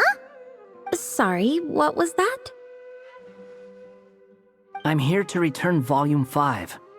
According to the catalog, Volume 5 of this series is not available for loan. I can't accept the return of a book that was never checked out in the first place. Let me put it this way. My copy is complete. Yours, on the other hand, is missing large amounts of content. So you should swap it for mine instead. Sir, you have to understand. Managing a library is a serious business, and we have protocols in place for this kind of thing. I can't just replace an important volume in our collection based on nothing more than your word. Hey! Look what the Wandering Tom dragged in! Oh, it's you. And, what is it you're doing here? I'm a traveling scholar, as you know. Isn't a library the most natural place for me to be? Well, the last time we saw you was all the way in Nodcry.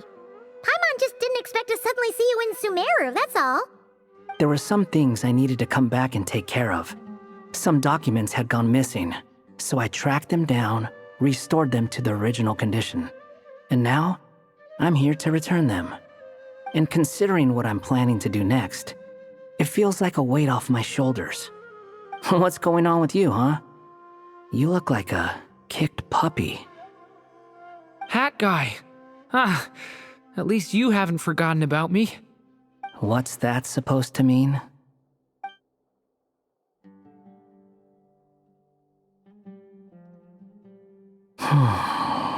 So it's been getting worse. Sounds like you know something we don't. After he left Simulanka, he spent some time traveling Sumeru with me.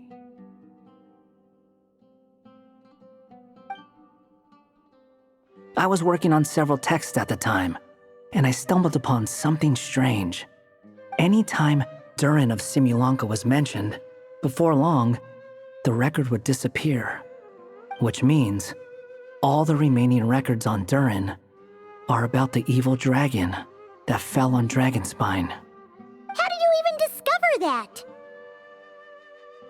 If I remember correctly, Hat Guy loved the time he spent in Simulanka so much that he started writing a travel log. That's besides the point. The fact is, you're not affected by the ley lines of this world. I'm sure you can grasp the implications of what that means. His case is different from mine. It's more like the world itself refuses to accept his existence. It started with a few written records, but now, it sounds like it's spread to people who never met him or didn't know him well. At this rate, the whole world might forget him altogether. The whole world? But that includes all my friends in Mondstadt, and even Hat Guy, too. So that's what you've been worried about all this time? Why didn't you just tell me? There are more important questions right now, like figuring out how to fix this. That mage clearly cared a lot about her child. She left that book behind for a reason. If you want answers, isn't that the place to find them? You think that didn't occur to us already? Problem is, we need to find the memory that unlocks the next chapter first. Mind if I take a look? I just want to know what secrets this book is hiding. Besides, I've run into a bit of red tape, so I've got time. Of course. Be my guest.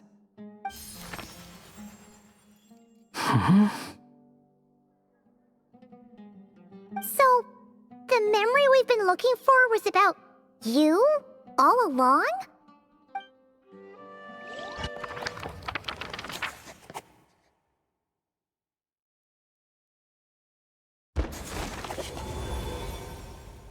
The little dragon became companions with a stray cat with dark blue fur. It was a friendship born of all they had in common. He left his castle at the stray's invitation, setting out to explore the world beyond its walls. There, he grew fond of the outside world, eager to make friends and share the story of his life. Taken by the dragon's story, the stray tried to write it down. But he soon realized that no matter how he tried, it would always warp into the evil dragon's tale.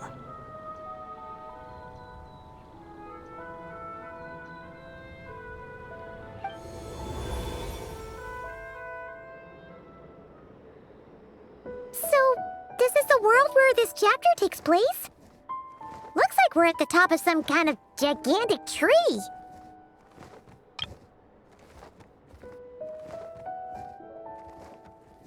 This one must be about what happened to me when I first arrived in Tevat.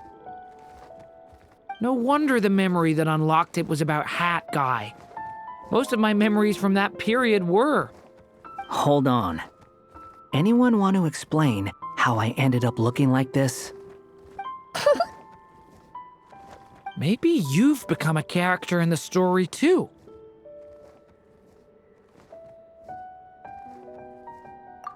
You see me as a stray cat? A wandering Tom, to be exact. You should count yourself lucky. Of all Durin's friends, your character is by far the most memorable. Maybe it's because I've known Hat Guy for longer, so my impression of him is more vivid than the others. Vivid? Then how come you haven't changed one bit? Guess that means the impression the Traveler left was so vivid, it didn't need changing.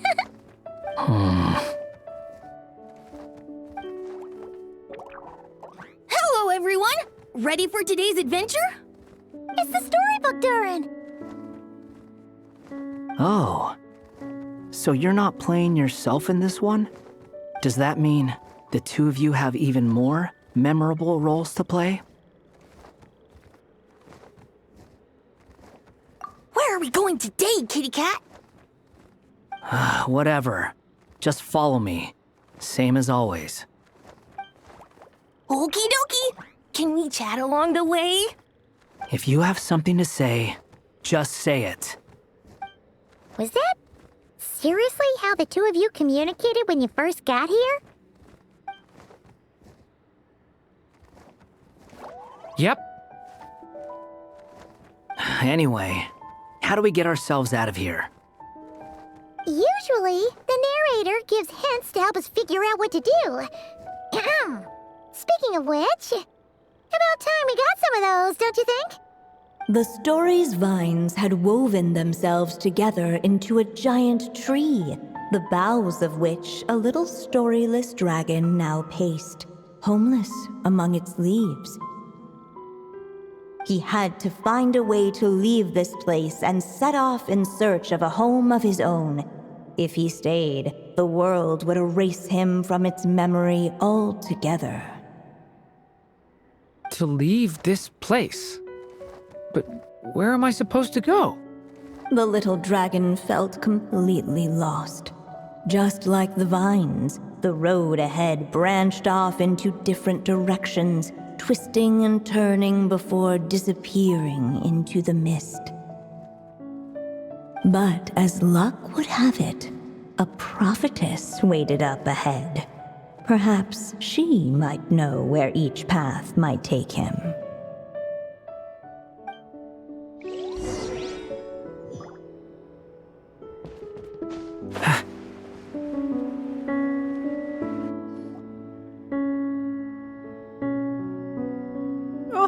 You must be the little lost dragon. It's true. My friends and I are lost. This meeting was no accident. The prophetess was in fact the seer witch, here to present her promised gift. The seer witch? Oh yeah! That's Mona's teacher, right? The old hag? Insolent child. I am the seer witch, your prophetess, not some old hag. Sorry. Now, little lost dragon, I have come to bestow the gift I once promised. A prophecy. A prophecy? Hear me now, for my prophecy is this. One day, the dragon from beyond the castle shall be reborn, and none may avert its coming. The wind took the prophecy and swept it off into the distance. And so, the little dragon was shown a path to wander. As far as I remember, once that alchemist from Mondstadt learned about the prophecy, he chose to stand with you against the evil dragon. So, what does any of this have to do with you being forgotten? Oh, wise witch of prophecy. Could we trouble you with another question? As enigmatic as she was elegant, the seer witch spoke no more, for her thoughts had long since returned to the starry firmament above. Just when we actually needed her. The seer witch was my mother's friend, so the prophecy she just gave should turn out to be helpful. Well, it's not like we've got better options. But if all we need to do is leave this place, which path should we take? Why don't we take a look around?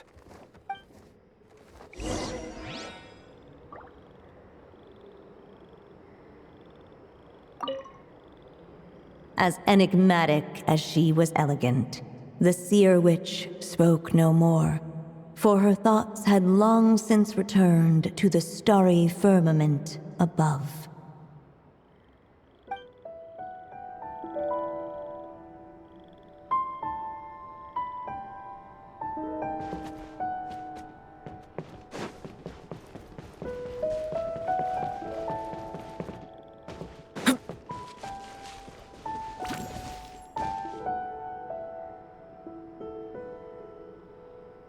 Unless the little dragon kept moving, eventually he would be forgotten.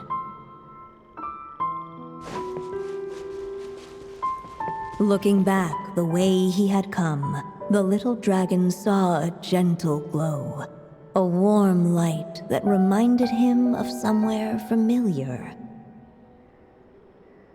The castle his mother had built for him still stood tall as ever, and in the paradise behind its walls lingered many joys of the past. Its gates were always open for him, a haven where no tales of wicked dragons were told.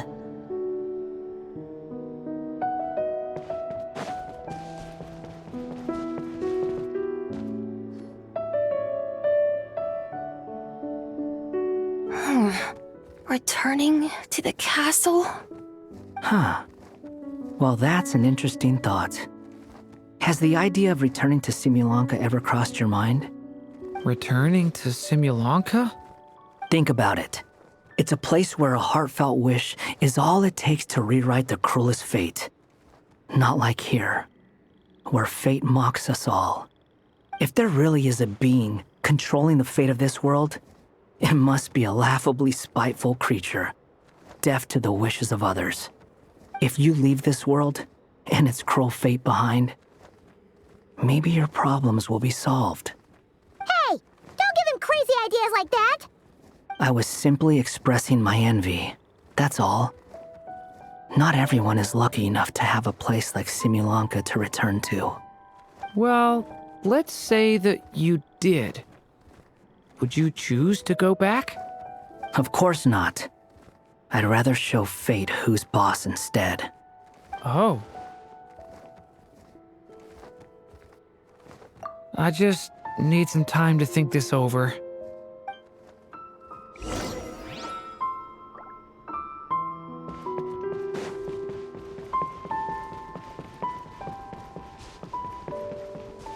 You really want to return to the castle, don't you, little dragon? When you're there, no problem ever feels too big for you to solve.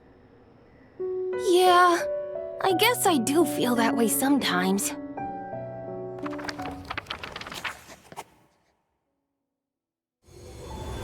As the little dragon slipped back inside the castle's walls, the clamor of the outside world fell away.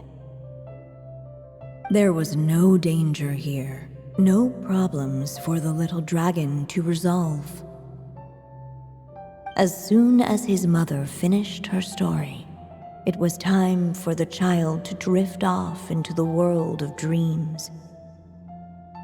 And so the story ended, with the little dragon fast asleep in his castle, just like he had never even hatched. What's going on? I feel so weak. Hey, what's happening? Durin, wake up! But this can't be how it ends. Durin promised to bring back everyone's memories. There's no way he'd accept an ending like this.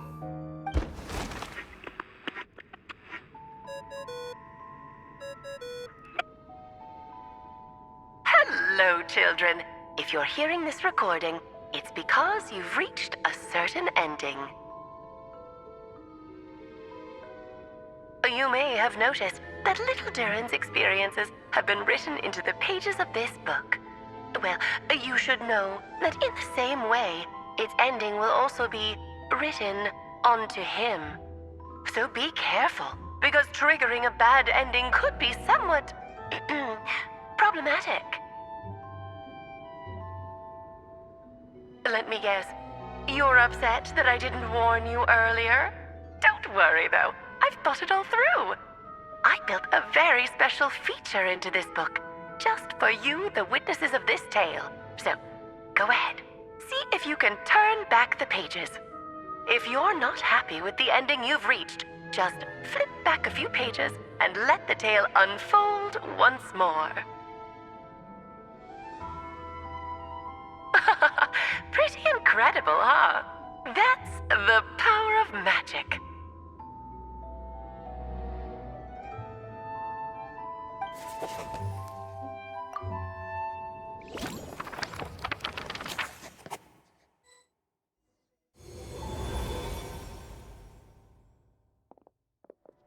Ugh! That last ending was awful. No way we're picking that path again. What are you even talking about? Hurry up and pick a path so we can get out of here. Let's pick one together. Sounds like the others aren't aware of what just happened. But Paimon's not sure how we'd even explain it. Guess all we can do is warn them if they're about to choose wrong again.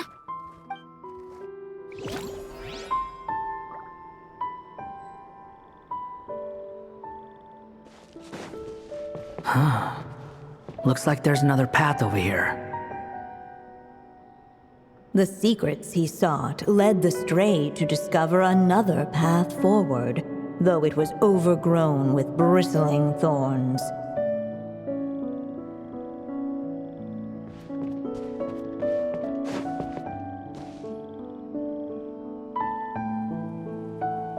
It seemed to lead away from this place, but each time he tried to follow it, the branches of the tail sent him back to the start.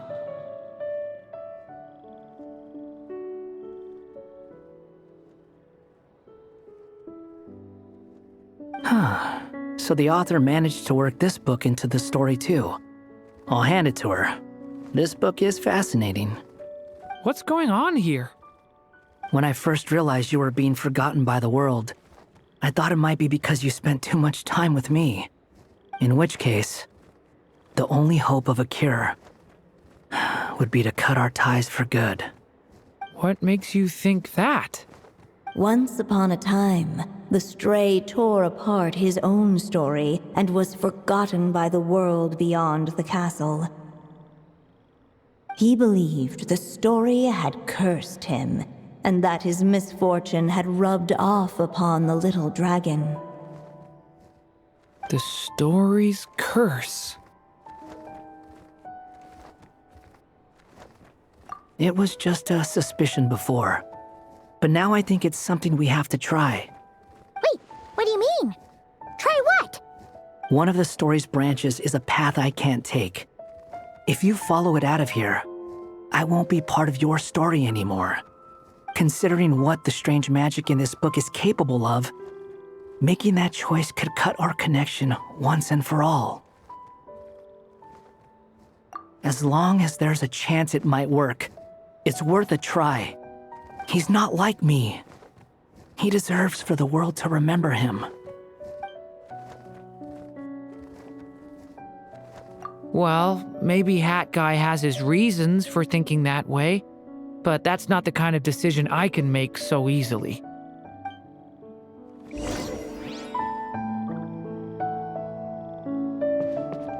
It's what my stray cat buddy thinks is best anyway. Hat Guy. It's worth a shot. Just don't let this world forget who you are.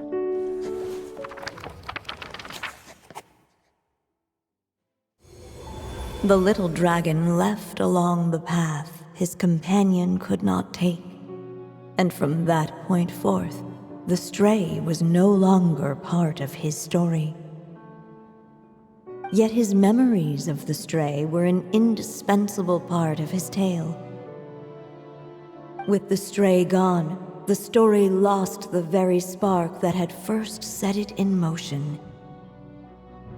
In the end, the little dragon's story faded into nothingness, and in the world beyond the castle, only the evil dragon's tale endured. Who am I? Is this me? And so the story ended, with the little dragon fading from sight, leaving nothing but the evil dragon's shadow in his place. Oh no! But Durin! Ugh! Way to go, hat guy!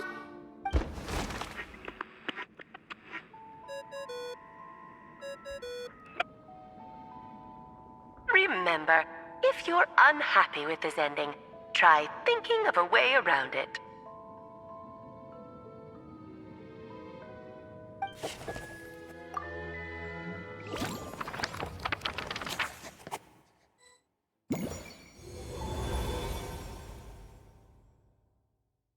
Uh-oh. That's not the right one either. If it comes to it, we'll just have to try warning Durin again. The wind kept blowing, but the little dragon had not yet resolved to follow it. Before him lay a foggy path, and where it might lead he could not tell.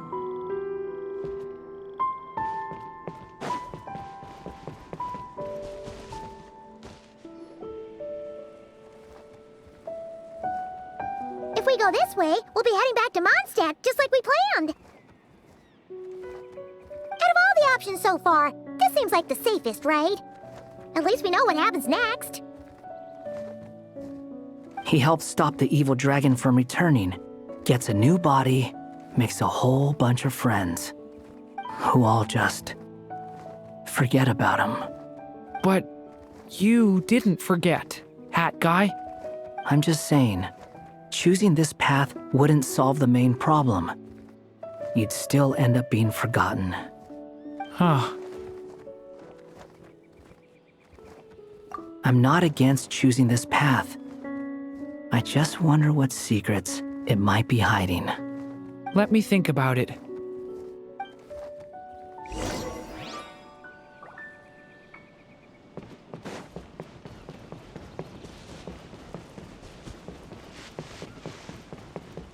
I still think you should keep going, little dragon.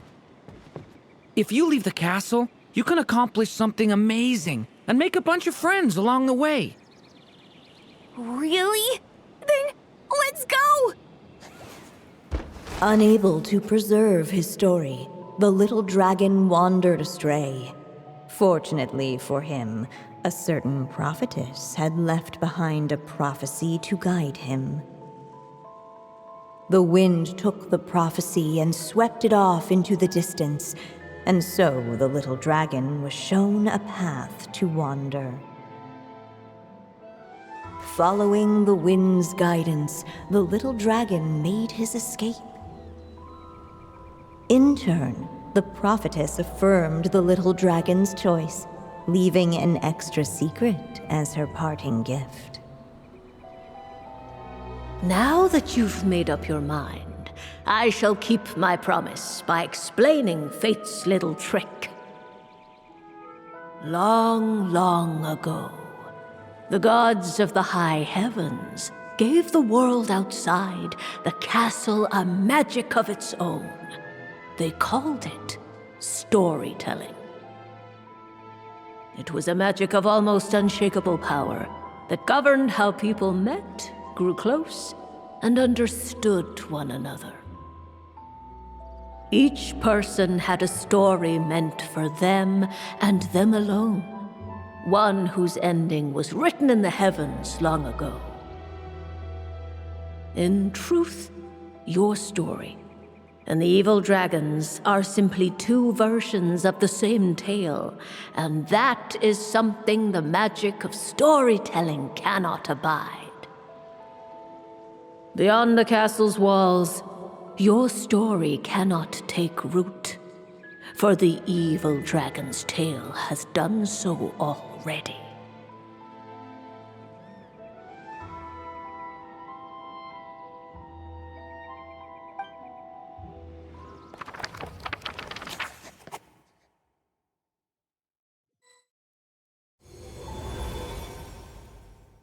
So, that was the secret? Huh. But what does that mean? You still don't get it? Simulanka Durin and Tevat Durin share a special kind of connection. Their fates are mirror images of one another. While they were in two separate worlds, there may have been some mutual influence, but their fates were independent. But when Simulanka Durin came to Tevat, a version of his fate already existed there. So, how can two fates exist at the same time? The answer is, they can't. The rules of this world don't allow it. You can't return a book you never checked out in the first place. So, what's Durin supposed to do? Those mages seem to have come up with quite the ingenious solution.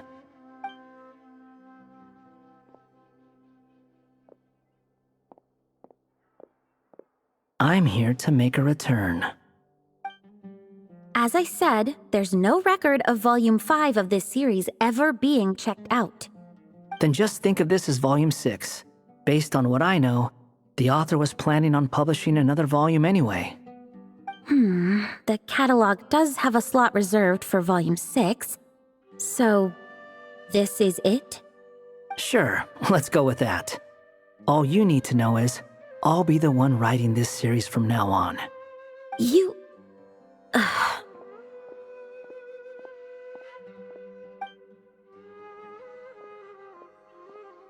What are you up to this time? Remember the red tape I mentioned before? Well, I just took care of it.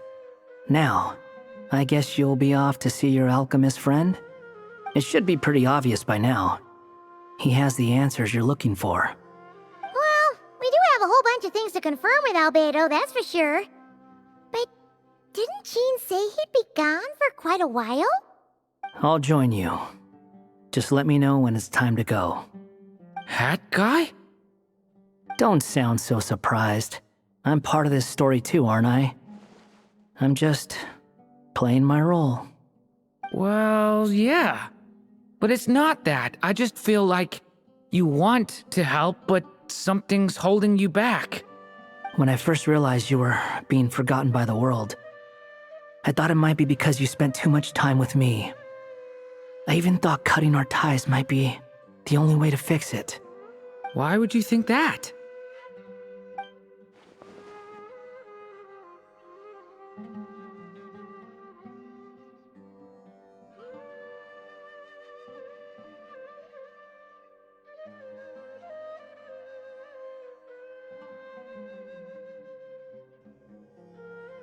It doesn't matter now.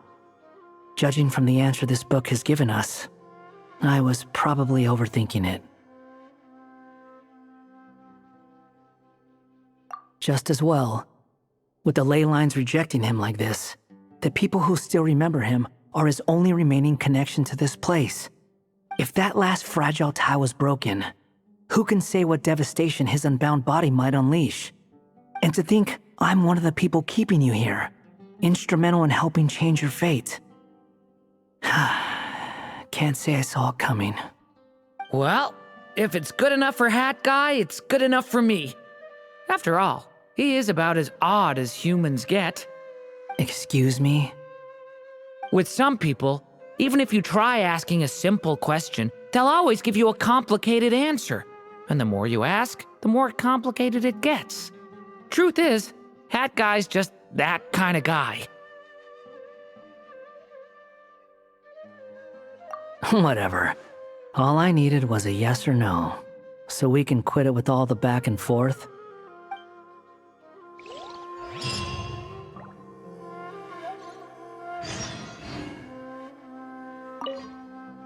If you feel like stepping back into the story, just come find me. I'm sticking around for the next few days. So, when it's time to go, you know where to find me.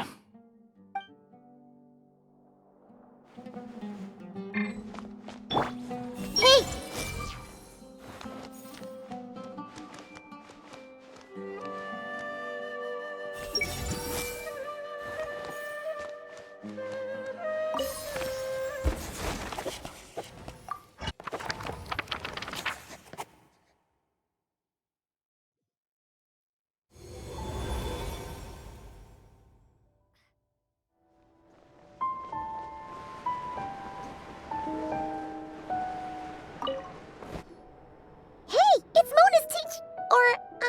The Seer Witch! How come she's still here? Who goes there? Can you not see? I am busy stargazing. Hey! Since we've got the chance, why don't we ask her to read our fortunes too? After all, according to the book, her prophecies are meant to be super accurate. The only thing is, Paimon's not sure how we're gonna convince her to do that. How dare you? You take my fortune-telling for some kind of street performance? Sorry. Paimon's just curious how accurate it is. Very well, then. I'll show you what my wisdom can do. Come forth, Silver Sprite. Let me see what fate has in store for you. Ooh. You truly wish to know your own fate. Come on! Enough with the suspense already! Is it good or bad? Oh. Aww.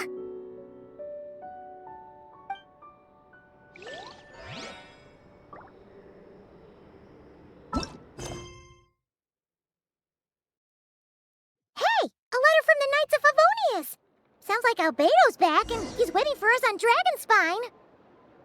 No time to waste! Let's get going!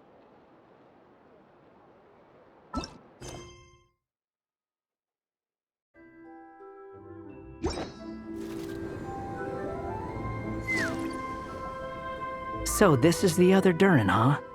If this had been the dragon that ended up being revived in Mondstadt, there's no telling what kind of calamity that people would have had to endure. So, if you think about it like that, Durin's actually a hero.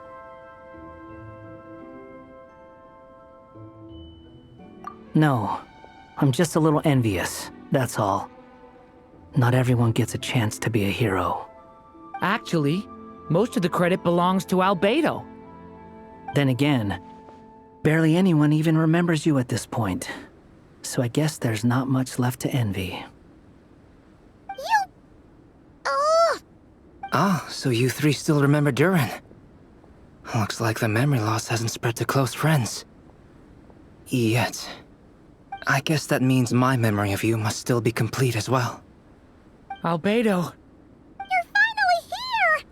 Oh, boy, do we have a whole pile of questions for you!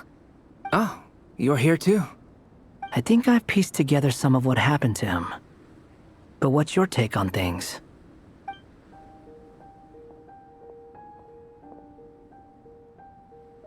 Master Jean filled me in on what happened, and I've got a few theories. But let's get on the same page first.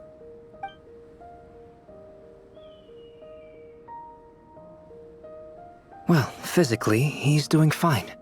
His body is holding the abyssal power at bay. And there's nothing whatsoever to indicate any risk of collapse.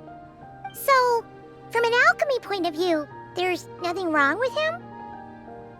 The issue isn't so much that the abyssal power within him has gotten out of control. It's that the connection between his will and body is fading. If he ends up losing his conscious will, his body will fall back on its biological instincts. And that's when the abyssal power within it will take over.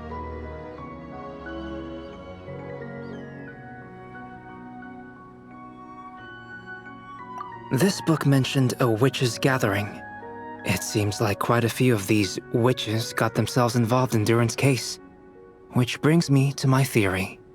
Bringing fairy tale Durin into this world to replace the Durin on Dragonspine means using one Durin's fate to overwrite the others.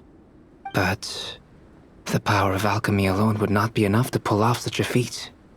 It would have required the combined use of Miss Barbeloff's astrology, my teacher's alchemy, and Aunt Alice's magic. After learning of Miss Barbeloff's prophecy, Durin and I finally came up with a way to settle the Dragonspine Durin problem for good. And I took care of the alchemy side of things, which, looking back on it, seems to have been a part of their plan all along. So now, there's only one thing missing.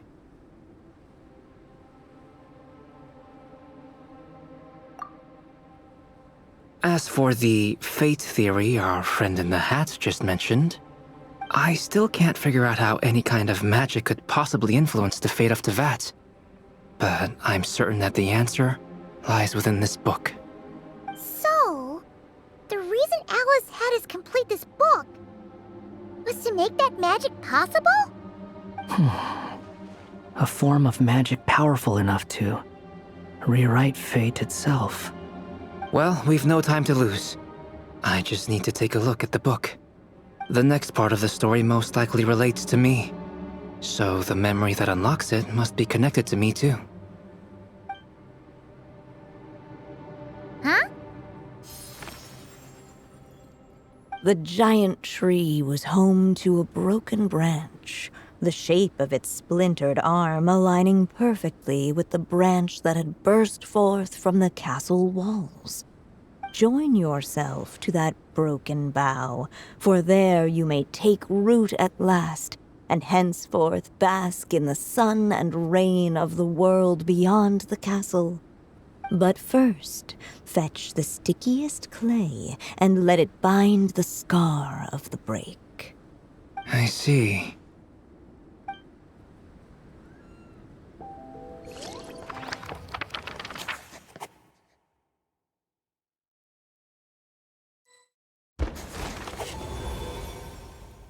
Guided by the breeze, the little dragon arrived at an alchemist's workshop. There he was greeted by a clay figure, a child molded by the Sage Witch's hands. Though gentle in appearance, he had inherited his mother's cold, sharp wisdom. And he was determined to avert the calamity the evil dragon would bring. And so was his helper, none other than the little dragon himself.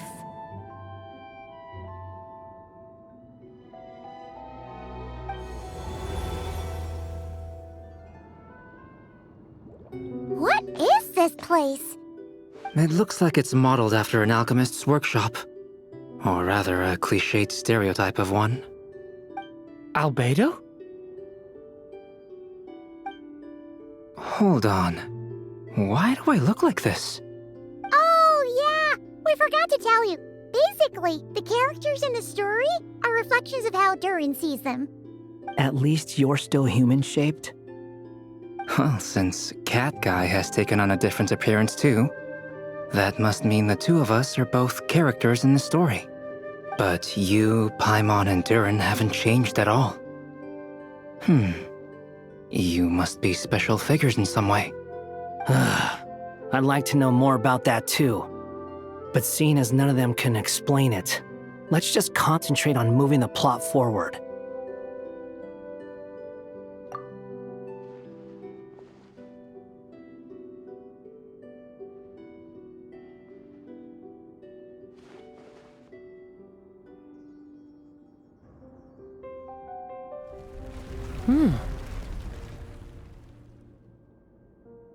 And just like that, the group stumbled upon a hidden passageway. Intricately crafted, it seemed to lead them towards another exciting chapter of the tale. Come on! What are we waiting for? Next chapter, here we come! Ouch! But this was a chapter that had not yet been written. Ahead of them was a storyless void, and they could go no further.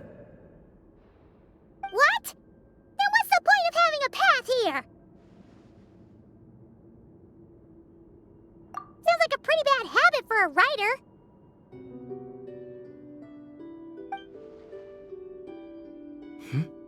Over here. I found something. What the clay figure found was none other than the evil dragon's heart itself. Though the creature had perished long ago, its heart was still there, pulsing away and growing warmer with every beat. And the clay alchemist knew what it meant. That the evil dragon would return one day, just as the prophecy had foretold. Yet, guided by his mother's wisdom, he foresaw another fate. If only the alchemist could bestow this heart upon the little dragon, he might be reborn in the evil dragon's stead. Only then would the evil dragon's heart grow still, and the little one inherit its tale. Sounds like this chapter's about Albedo bringing me to life? If that really was the solution, though, this would have been over the minute I finished the transmutation. So why is Durin still being forgotten? There has to be some other reason. Yeah, I'd like to explore the area a bit more.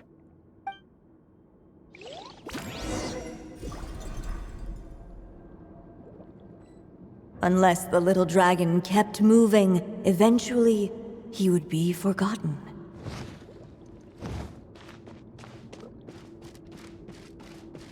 Ahead of them was a storyless void, and they could go no further.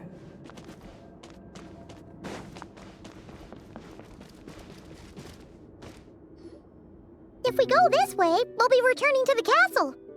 Returning to the castle?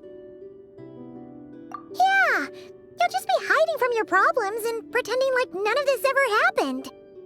Is that really what you want, Durin? I see.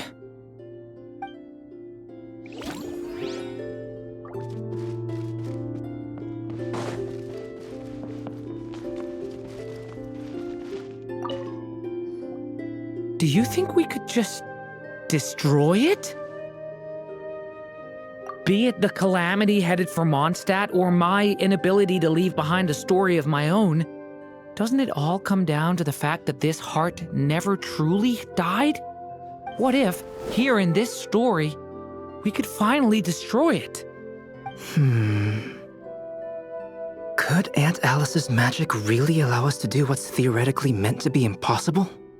Either way, it's an intriguing idea. I'm not opposed to giving it a shot. Durin! It's just... I'm still afraid someday, even you guys will end up forgetting me. If there's even the slightest chance it'll prevent that, I'm willing to try anything. But I'm not sure if I can destroy it on my own. Chances are, I'm gonna need your help again. So please, everyone, help me destroy this heart, once and for all!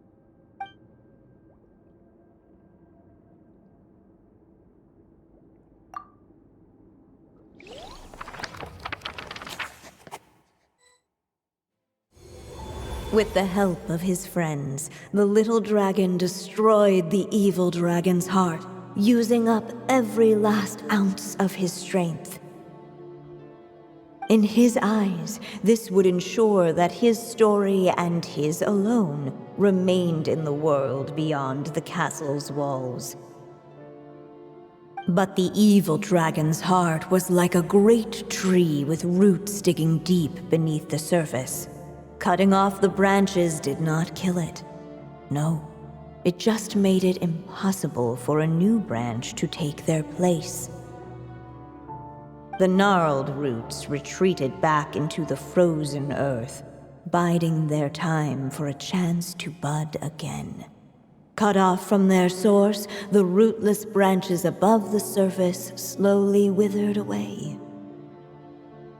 The little dragon story faded into nothingness, and in the world beyond the castle, only the evil dragon's tale endured. Who am I? Is this me? And so the story ended, with the little dragon fading from sight, leaving nothing but the evil dragon's shadow in his place.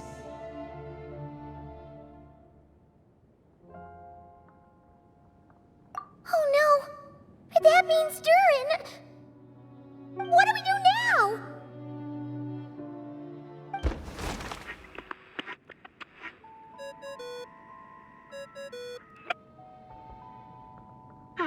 Looks like you've discovered another possible ending.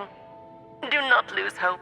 You just need to keep searching, for there are possibilities that only you can bring to life.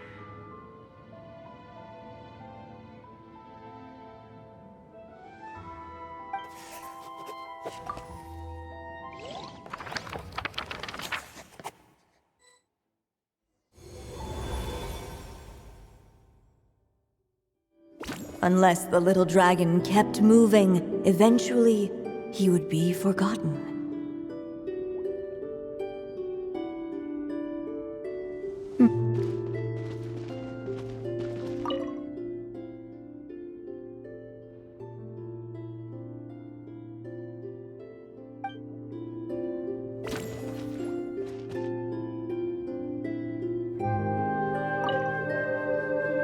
The evil dragon's heart continued to beat, as if waiting for the little dragon to accept it as his own. Looks like we have no choice but to get this done. Whatever happens next, Durin is going to need all of our help. Is everyone ready?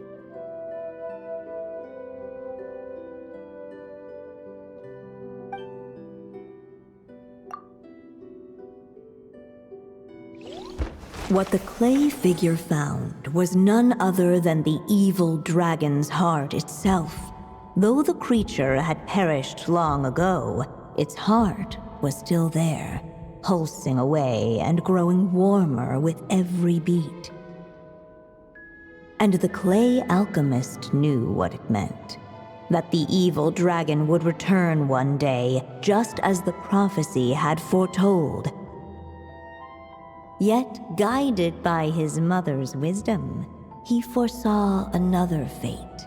If only the alchemist could bestow this heart upon the little dragon, he might be reborn in the evil dragon's stead. Only then would the evil dragon's heart grow still, and the little one inherit its tale. At last, the little dragon accepted the evil dragon's heart, and a new life came into being. The evil dragon's heart beat in his chest, and the little dragon's soul guided him forward. Thus did the prophecy hold true, even as fate had been rewritten, and so was the little dragon born anew.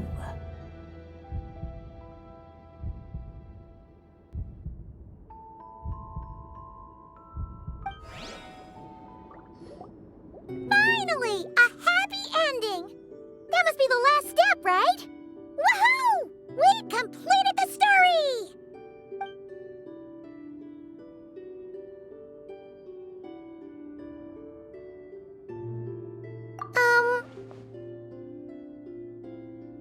Born anew, the little dragon set off once more, his story far from over.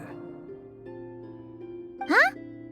So, that wasn't the end? What comes next might be the most crucial part of all.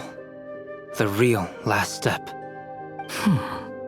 If fate really is as devious as they say, then I say, show us what you've got. Wow! You're all so serious all of a sudden.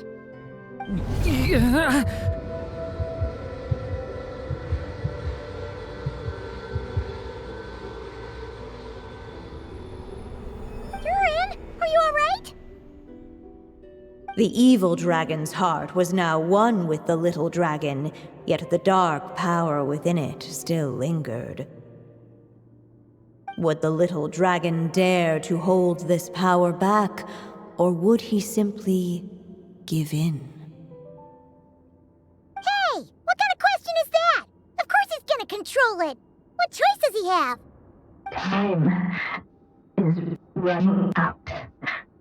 So, will the little dragon dare to hold this power back, or will he simply give in? What's up with the narrator?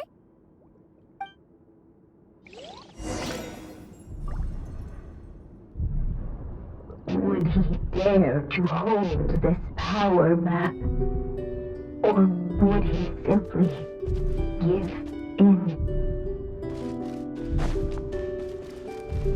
Ahead of them was a storyless void, and they could go no further.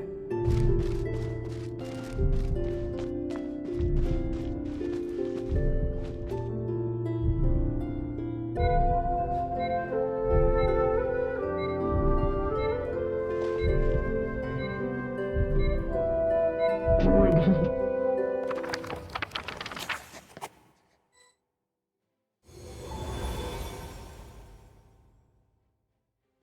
The little dragon was at an impasse, and the dark power within him surged like a tide. Unchecked, the darkness engulfed everything around it, including the little dragon's soul. The little dragon's story faded into nothingness, and in the world beyond the castle, only the evil dragon's tale endured. Is this me?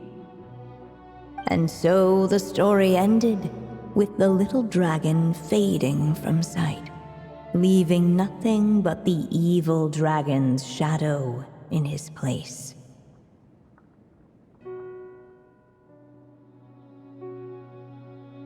Oh no! That means Durin... What do we do now?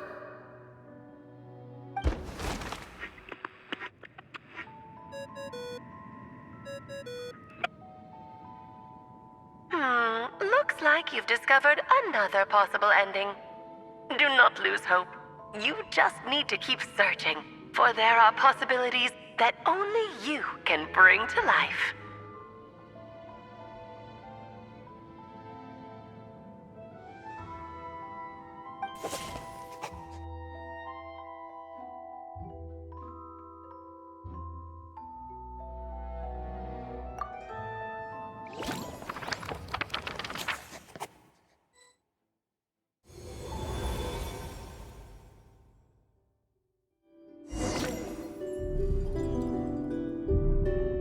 Would he dare to hold this power back, or would he simply give in?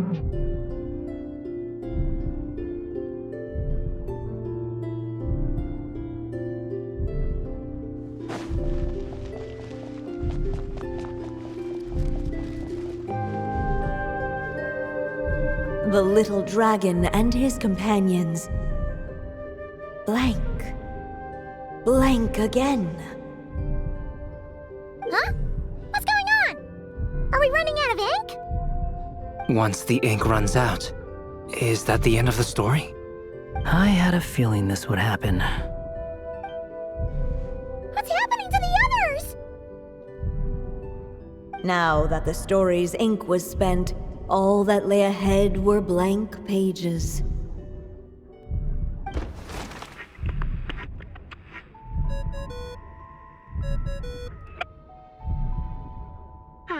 Looks like you've discovered another possible ending. Do not lose hope. You just need to keep searching, for there are possibilities that only you can bring to life.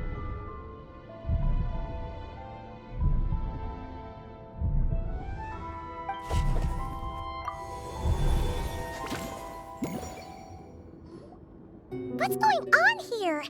Why isn't the story letting Durin just suppress the abyssal power? It keeps getting stuck.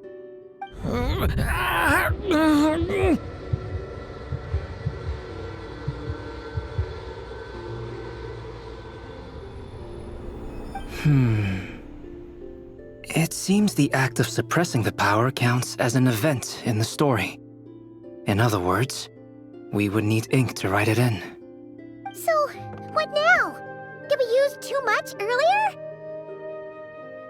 How are we supposed to write a happy ending with only this much left?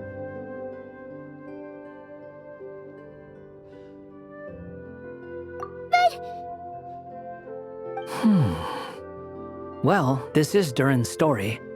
As long as he's alive and well, why should it end? If there really is such a direct correlation between the story and his fate, I may have a potential hypothesis. Durin was, and still is in essence, a storybook character, written into being by M. From the moment he was born, he has always dwelt within her story. And I suspect that has remained the case, even after his arrival in Tevat. Reviving Durin in the evil dragon's place was an act of grafting this Durin story onto the latter's fate. In essence, that is how his fate was rewritten. But there is a fundamental difference between a being's story and its fate.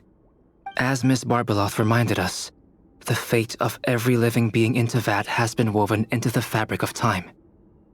Its most natural path, therefore, is to proceed along its given track. But Durin's story, on the other hand...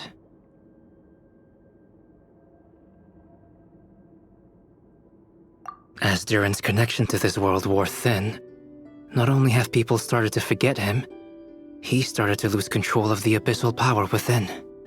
In other words, his story can't continue, because the author's ink is drying up. That's what it seems like to me. It would seem the little dragon had made a group of fine friends indeed. Save it.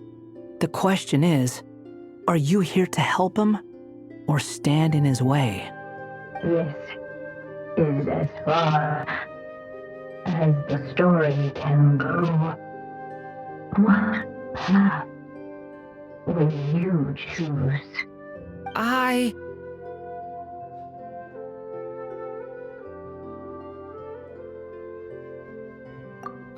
suppose the final decision is up to me.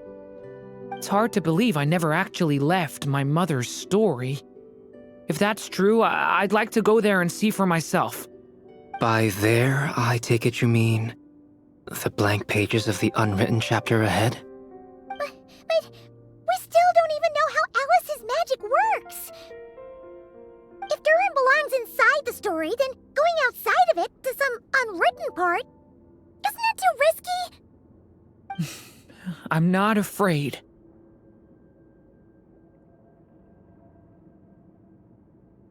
I second that. It would seem this is one answer you need to go seize for yourself. So be it. Whatever obstacles stand in your way, we'll tear them down together.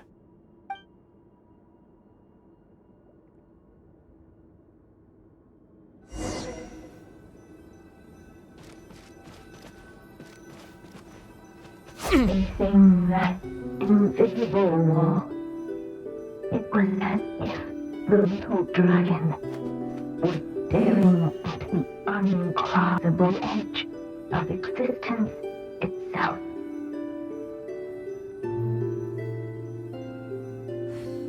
Then, all of a sudden, it began to fracture, as if struck by some transcendent will.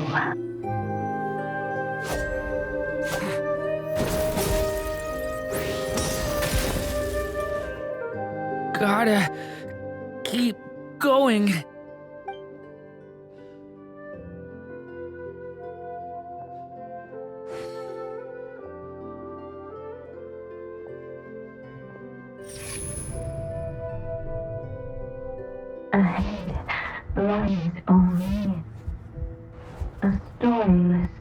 inside. My consciousness is slipping away. Keep going, Durin. A pure soul is your essence, not an empty void. I feel so weak. Stand tall, Durin. You are not some amorphous idea.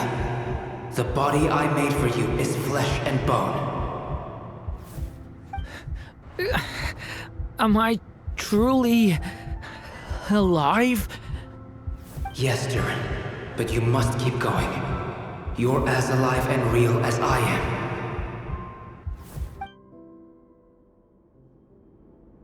I can't feel a connection. You're not alone in this world, Durin. At the very least, you have me. I can't remember anything. Who am I? Your name is Durin, and there are many who still remember it. My name is Durin. You're taking too long. Come on, Durin, run! In this world, fate waits for no one. Wait! Where am I meant to go? What am I supposed to do? Go make your wish come true, Durin. My wish?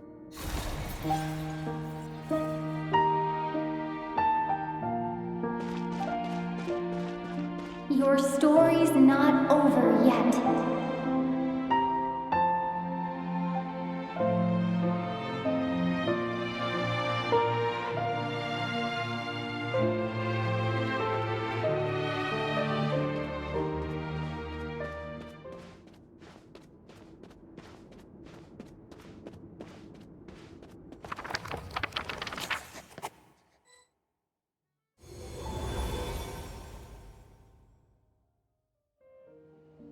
Silence, huh?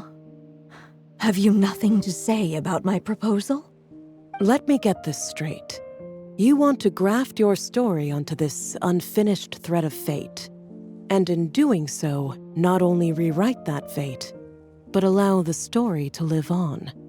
Quite the brilliant idea. Still, the story's survival depends entirely on whether the author keeps writing. Exactly. And the moment foretold by the prophecy is still centuries away.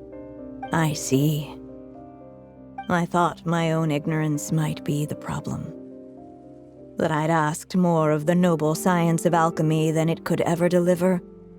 Or that I had failed to discern the heavenly signs and grasp the secret truth underlying the prophecy. Little did I imagine that time itself would prove to be the greatest hurdle of all. Well, my friend, this has been a most intriguing experiment. And from an academic perspective, at least, I don't think it was a bad proposal.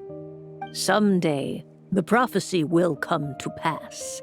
So remember, my friend, much like the stars themselves, there will always be something that transcends the test of time.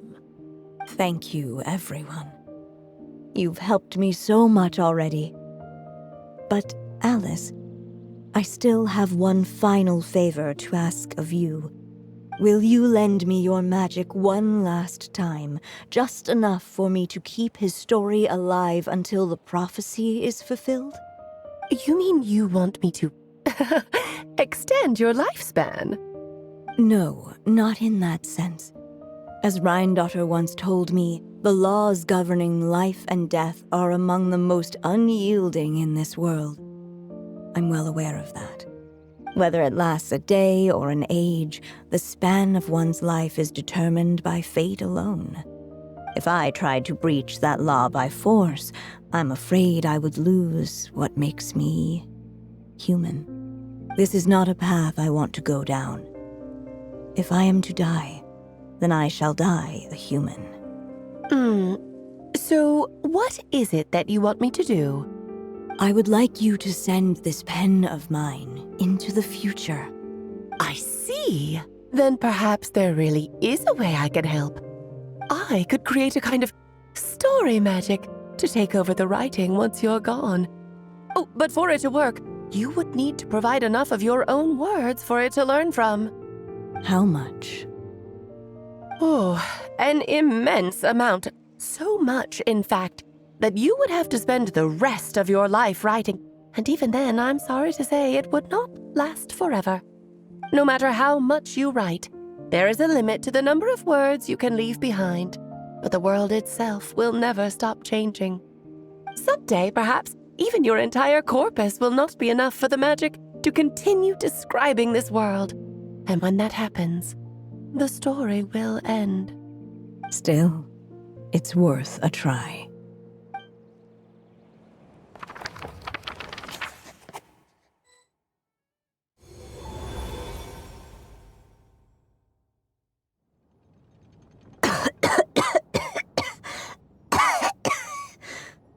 Oh, my dear Anya.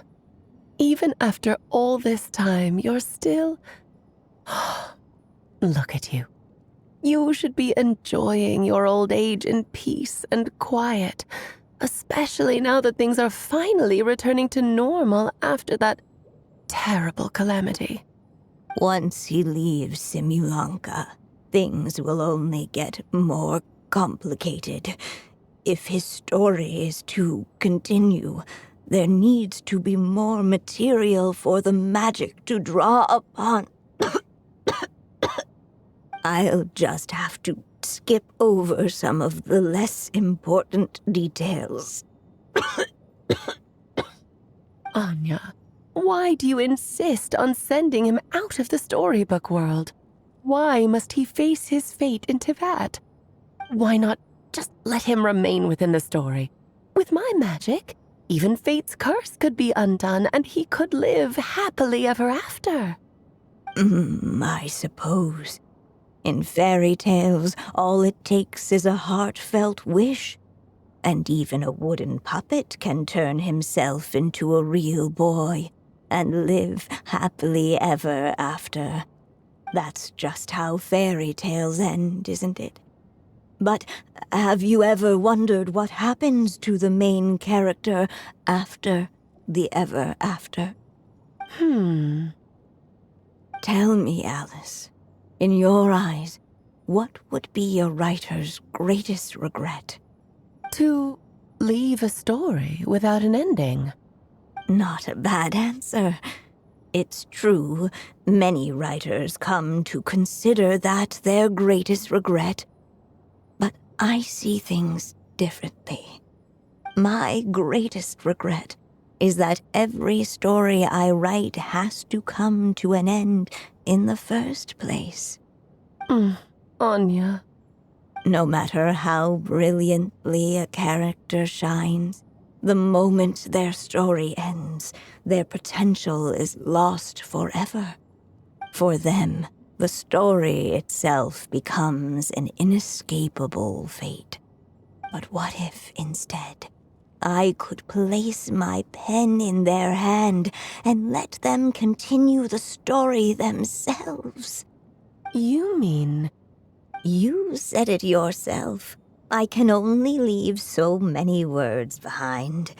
Even with your magic, the idea that I could keep the story going until the prophecy comes to pass is wishful thinking at best.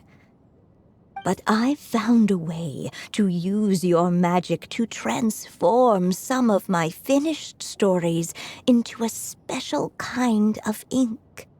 This ink is a magical medium he can use to complete the story the way he wants to. For what is storytelling but another kind of magic?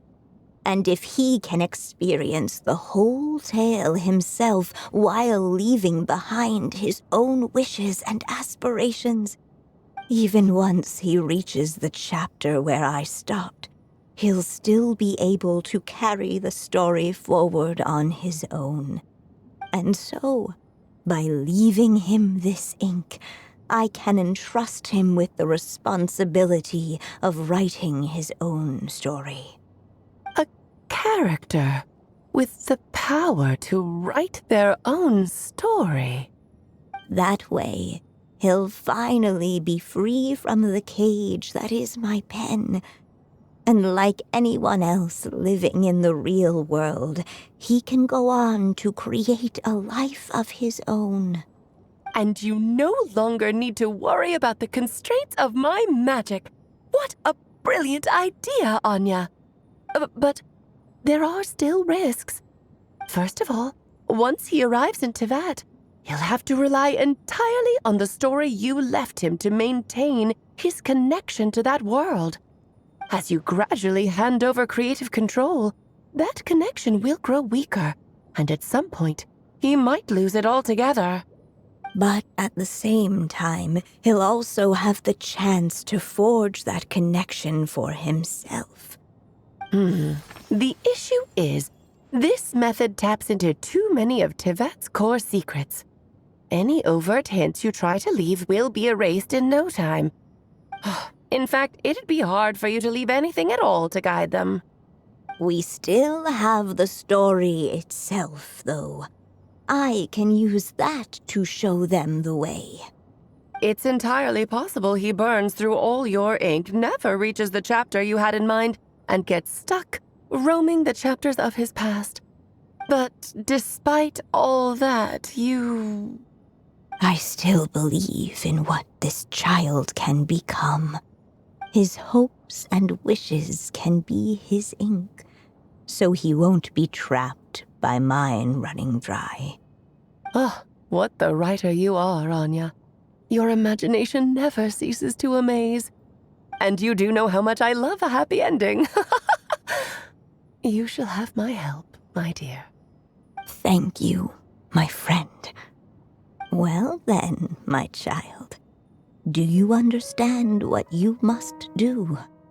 Yes, I think I do. It's my turn to keep this story alive. Then what's holding you back? What will become of you after I take up this pen? I will fade away.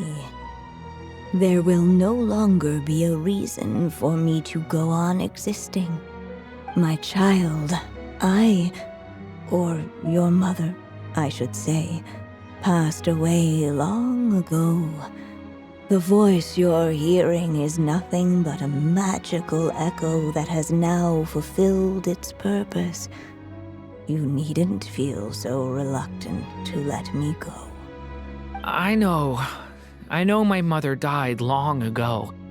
It's just, when you lose your mom too soon, it's hard to tear yourself away from the stories she used to read.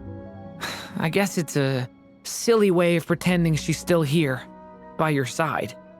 Durin.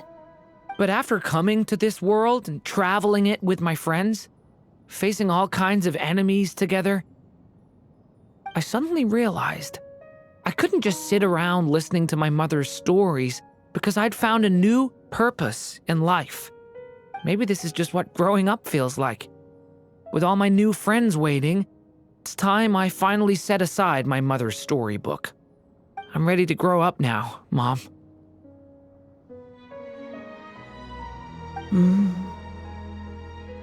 Then take this. A gift I should have given you a long time ago. You've witnessed this story from the very beginning. Made your wishes, offered your blessings, and even wrote your choices into its pages. From here on out, this pen is yours. Now I ask of you, the other pillar of this story, as both its reader and its witness, will you turn the page so the next chapter can begin?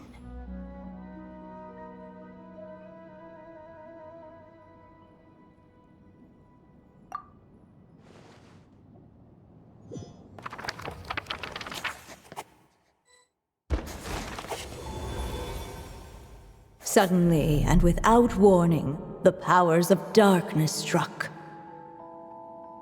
The question was, could the little dragon prevail? Alas, it was here that the story witch's tale had to end. But Durin's tale, on the other hand, had only just begun. Stepping into his mother's memories, he picked up her pen. And so the story that was ending began anew. He had made up his mind to challenge the fate that barred the way ahead.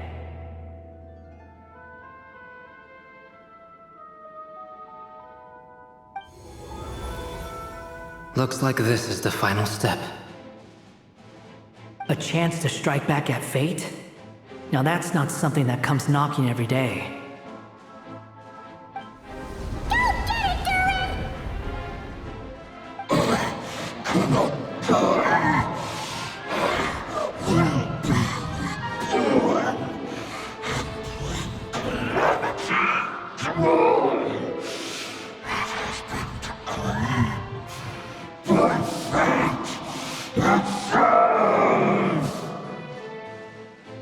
No, that fate no longer defines me. In the end, only my story shall endure.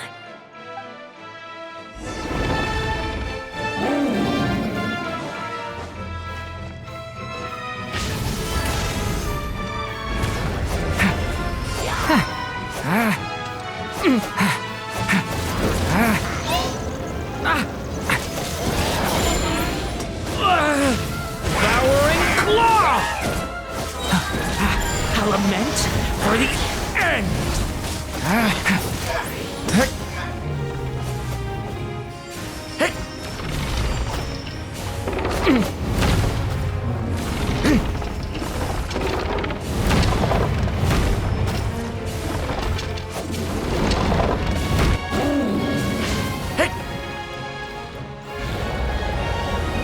No dodging this one. Here, I'll help lift you up.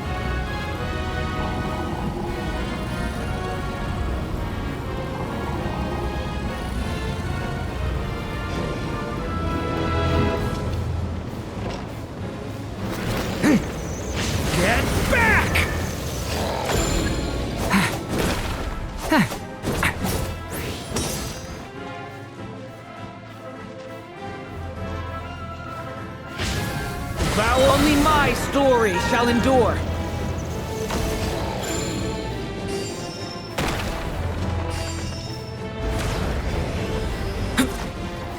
Stay away from me! Thunder!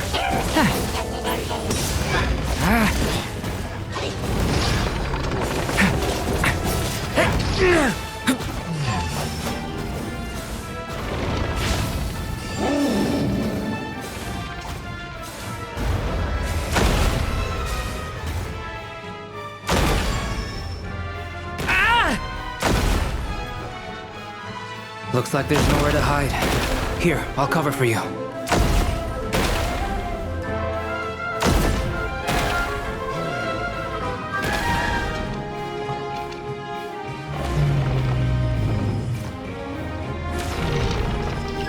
Watch! This time, the light prevails!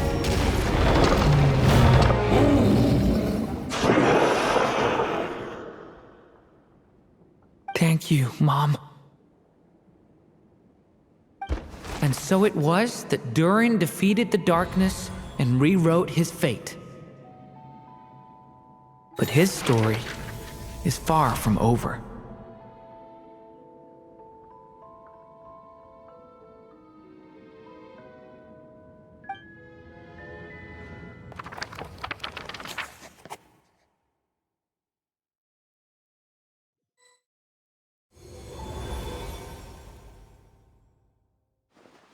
Is everyone okay? We're fine, thanks. And hey, we all saw how you fought back there. That was awesome!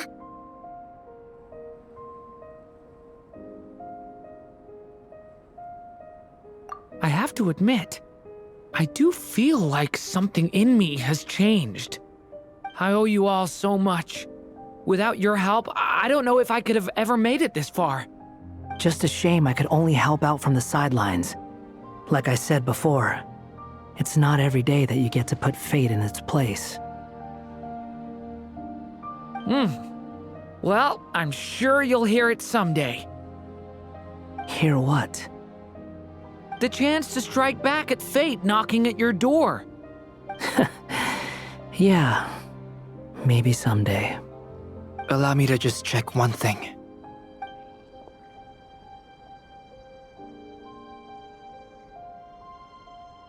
Yes. The abyssal power within you has stabilized again. And those strange symptoms you were experiencing seem to have completely disappeared. Oh, thank goodness!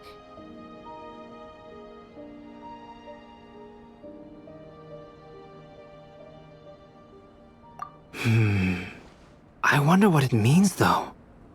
Aside from the principles of alchemy, what other law of this world governs his being? Look, it all turned out fine, so just leave it at that. Now that this one's out of danger, it's time for me to get out of here. You're leaving so soon? Don't humans usually throw a party after something like this? A party? Do I look like that kind of guy? Anyway, come find me again next time you're in trouble. That's what friends are for, right?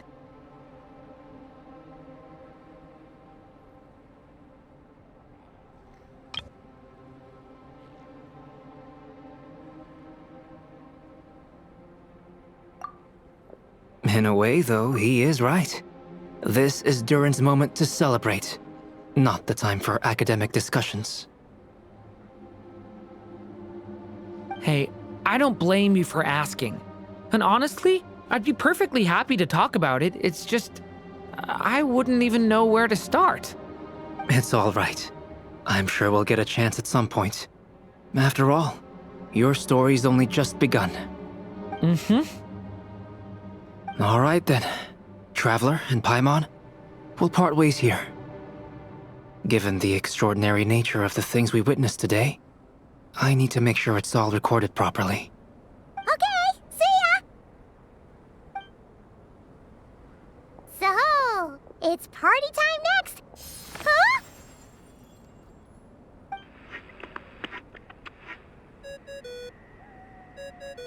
Congratulations on completing your mission.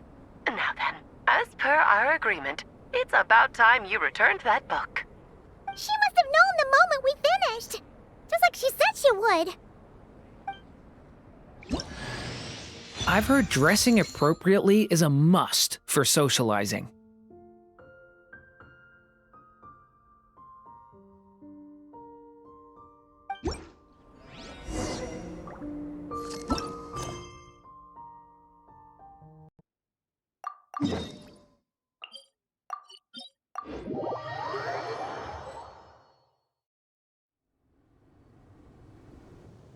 Oh, my writer and witness. It's been quite the journey, hasn't it? You had special plans for the Traveler from the start, didn't you? But of course, that goes without saying.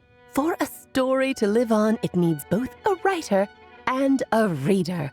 Only then can my magic take effect. I chose the Traveler as the witness because of the special nature of who she is. It's not easy finding someone with that kind of background, you know. For a moment, I even considered taking the role myself.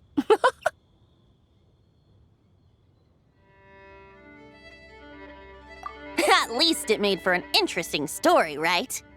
Huh? What are you doing here, tone-deaf bard?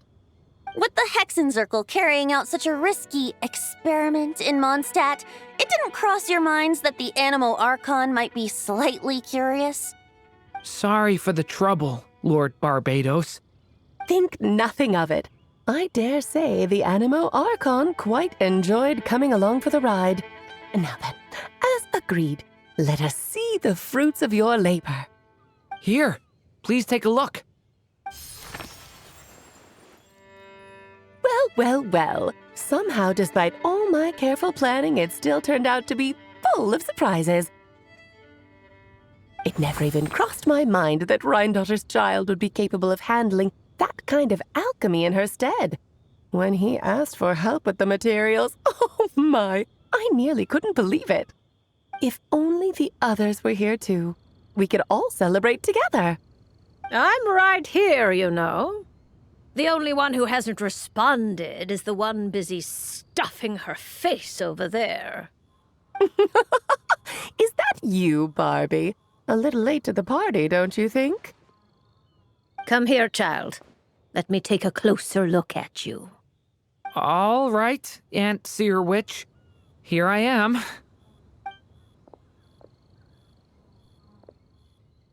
Just as I thought. This child's fate does not appear among the stars. Anya has accomplished what almost no one before her could. What does that mean? Child, all you need to know is that you're very lucky indeed. Oh.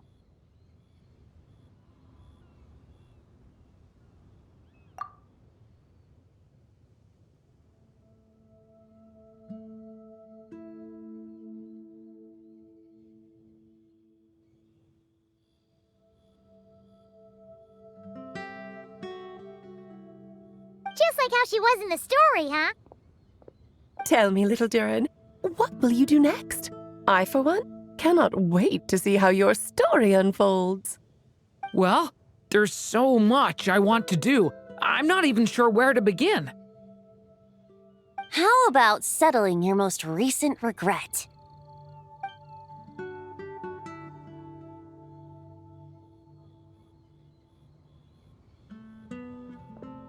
Not so fast, Tone-Deaf Bard! What exactly did you just tell Durin to do? To make a long overdue wish come true. Thank you once again, Alice. How much time do you have left? I believe these should be my final moments. Just enough time to say goodbye to my dearest friend. This feels like having to say our final goodbyes all over again. I don't like it. Not one bit. I don't know how to respond to that. Strange. You were always such a cheerful figure in my stories. I even dubbed you the Merry Witch, you know. Oh, please. You know full well it was your stories that first taught me what true pain and sadness felt like. Aside from saying goodbye to me, shouldn't you also leave a few words for the child? Since the book will be his to continue, why don't you write him a little parting note? There's no need. His mother already did that long, long ago. All that remains is for me to convey it on her behalf.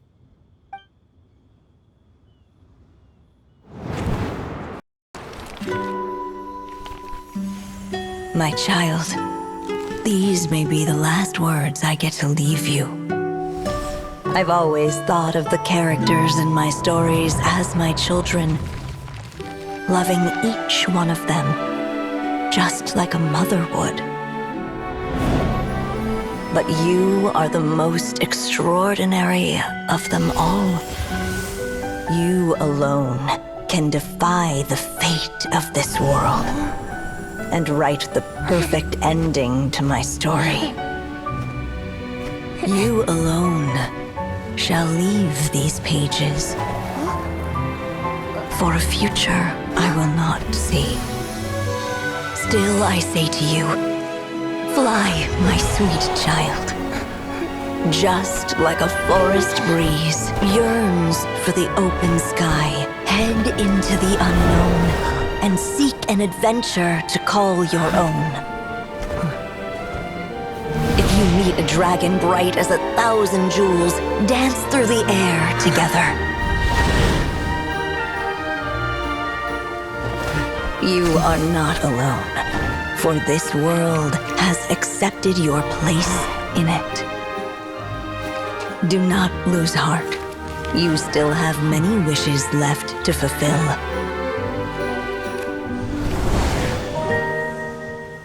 A long tale awaits you, my love. Let songs and flowers be the ink that fills its pages. Take my pen and use it to continue your story.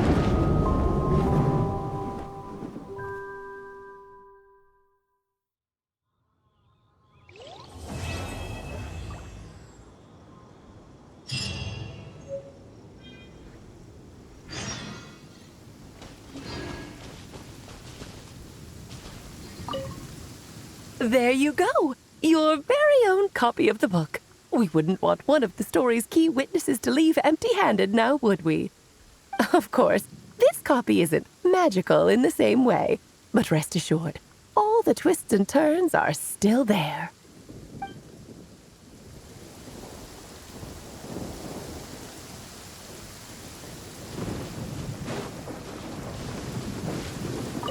And so they flew together, Durin and Dvalin, over the skies of Mondstadt. Who'd have thought such words could ever have described a happy ending, huh?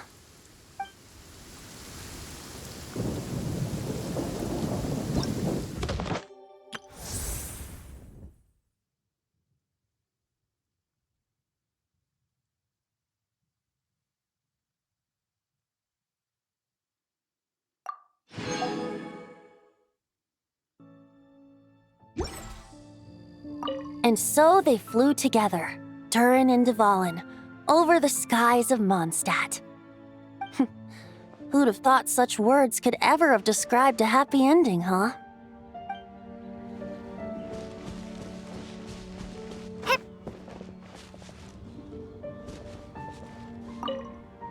There you go! Your very own copy of the book. We wouldn't want one of the story's key witnesses to leave empty-handed now, would we? Of course, this copy isn't magical in the same way, but rest assured, all the twists and turns are still there.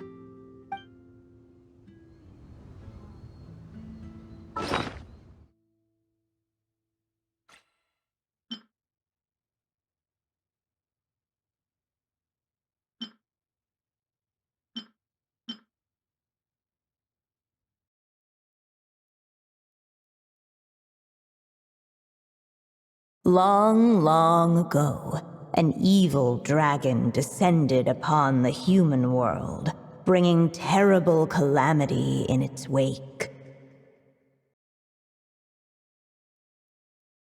Bravely did the people resist, until at last the dragon lay slain.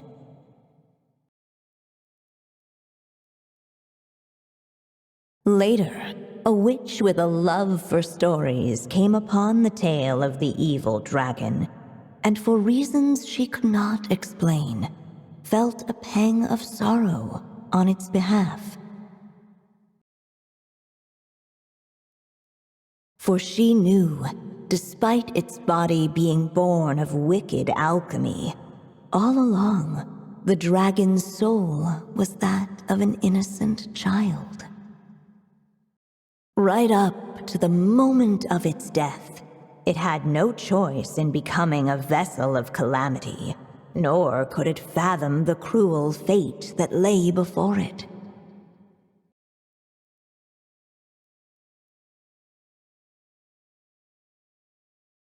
Though the witch had a love of stories, she was not pleased with how this one ended. No, that won't do, she thought. I'll write you a better ending instead. And so she set off to do just that, borrowing a little magic from her friend. With it, she wove a dragon's egg, resolving to rear a dragon child of her own. Yet long in thought she lingered, wondering what kind of world her little dragon ought to behold upon waking. At last she made her mind up, adorning the cradle with a trace of palatial splendor. Then she quietly waited for the egg to hatch.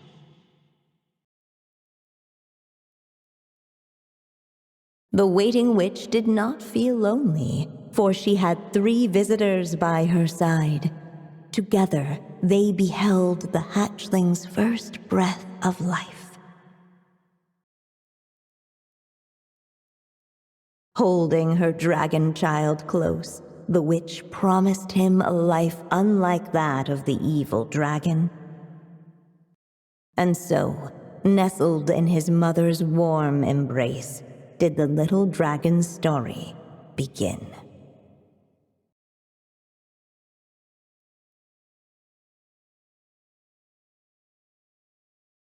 Even a war that shook the world could not halt the witches' gatherings.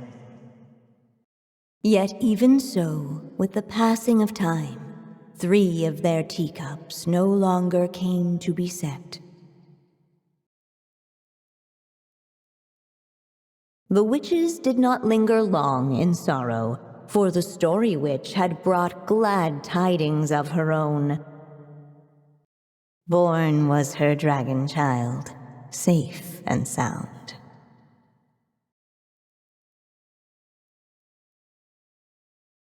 Her fellow witches offered up their blessings, eagerly debating how to celebrate the child's birth.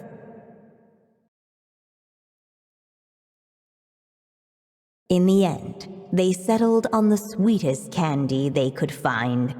After all, what could be sweeter than the arrival of new life? And so, the witches' gathering turned into a birthday celebration.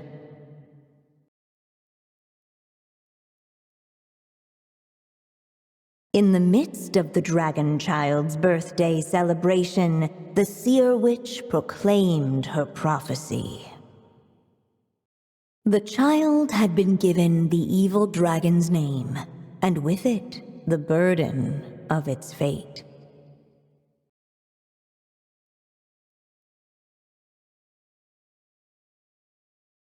But hearing this, the story witch vowed to rewrite it all, for such was her love and resolve.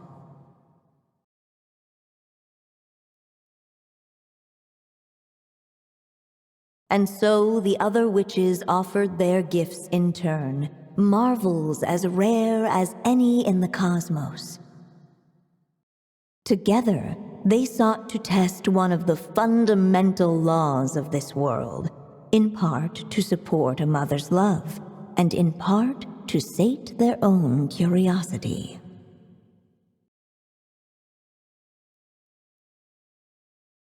Oh, and I almost forgot. Our new guests came bearing blessings of their own.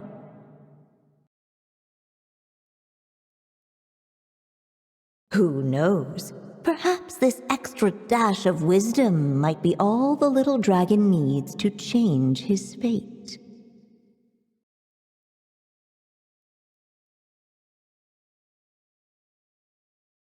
The little dragon grew with each passing day, and the story witch, who loved him dearly, built him a big, beautiful castle.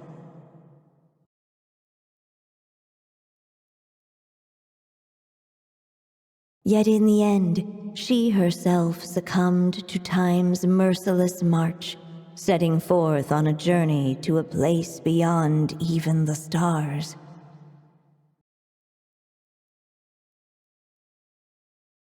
All of a sudden, the little dragon found himself alone.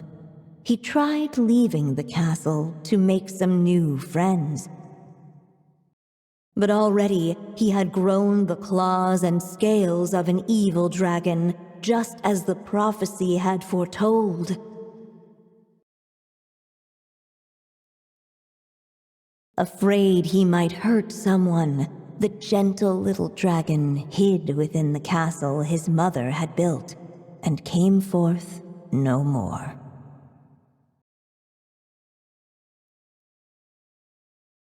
Fortunately, a brave band of adventurers heard tell of the little dragon's story.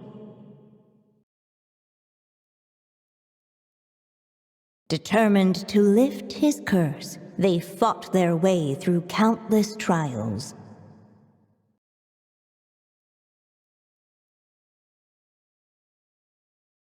To help him, they offered up their blessings and made a wish to the goddess of fate.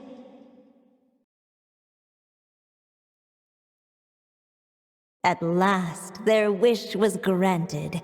Shaking off his scales, the little dragon stepped out of the tower's gloom.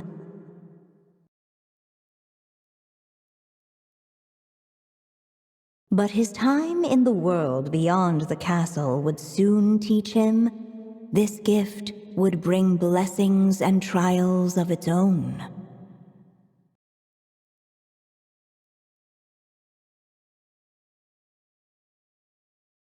The little dragon became companions with a stray cat with dark blue fur. It was a friendship born of all they had in common. He left his castle at the stray's invitation, setting out to explore the world beyond its walls. There, he grew fond of the outside world, eager to make friends and share the story of his life.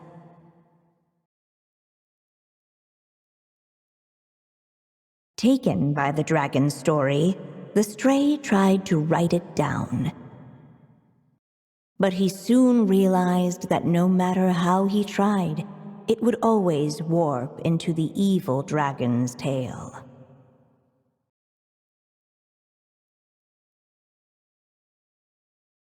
Unable to preserve his story, the little dragon wandered astray. Fortunately for him, a certain prophetess had left behind a prophecy to guide him. The wind took the prophecy and swept it off into the distance, and so the little dragon was shown a path to wander. Following the wind's guidance, the little dragon made his escape. In turn, the prophetess affirmed the little dragon's choice, leaving an extra secret as her parting gift. Now that you've made up your mind, I shall keep my promise by explaining fate's little trick. Long, long ago, the gods of the high heavens gave the world outside the castle a magic of its own. They called it storytelling. It was a magic of almost unshakable power that governed how people met, grew close, and understood one another. Each person had a story meant for them and them alone, one whose ending was written in the heavens long ago. In truth, your story and the evil dragons are simply two versions of the same tale, and that is something the magic of storytelling cannot abide. Beyond the castle's walls, your story cannot take root, for the evil dragon's tale has done so already.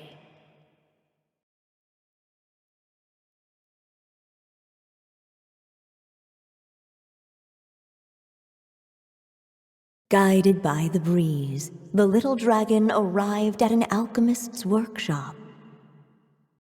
There he was greeted by a clay figure, a child molded by the sage witch's hands.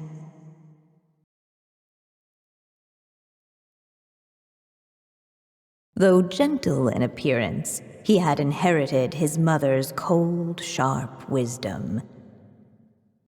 And he was determined to avert the calamity the evil dragon would bring, and so was his helper, none other than the little dragon himself.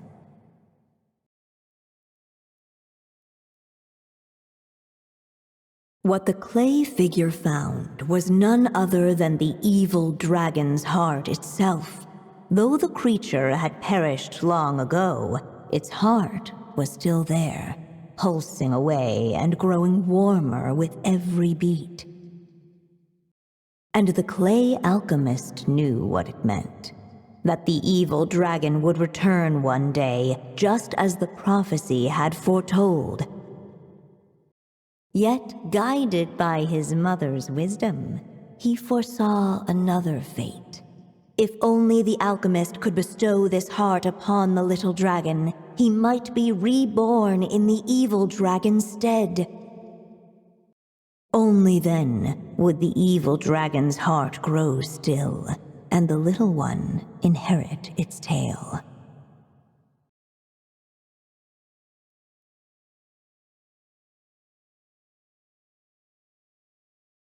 At last, the little dragon accepted the evil dragon's heart, and a new life came into being.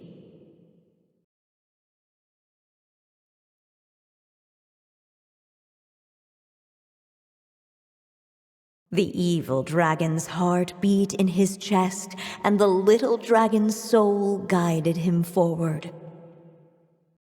Thus did the prophecy hold true, even as fate had been rewritten, and so was the little dragon born anew.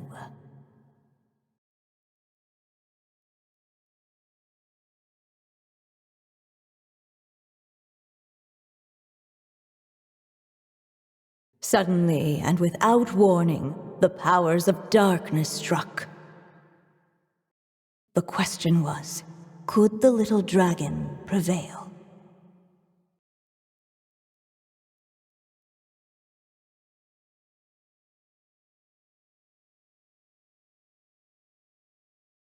Alas, it was here that the story witch's tale had to end. But Durin's tale, on the other hand, had only just begun.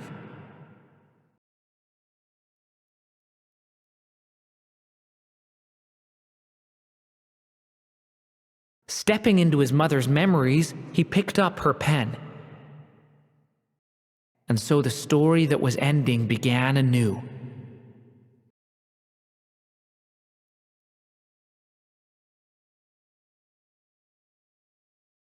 He had made up his mind to challenge the fate that barred the way ahead.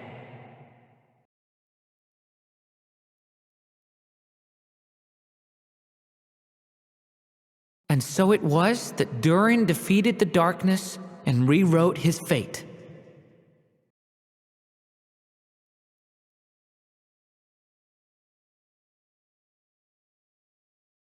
But his story is far from over.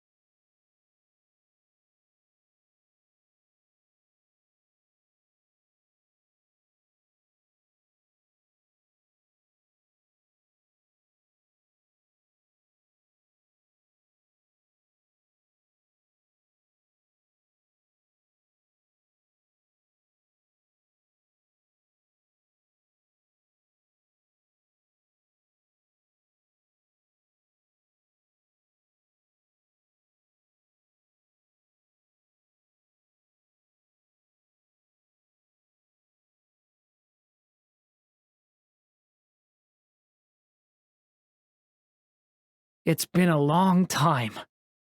I'm Durin.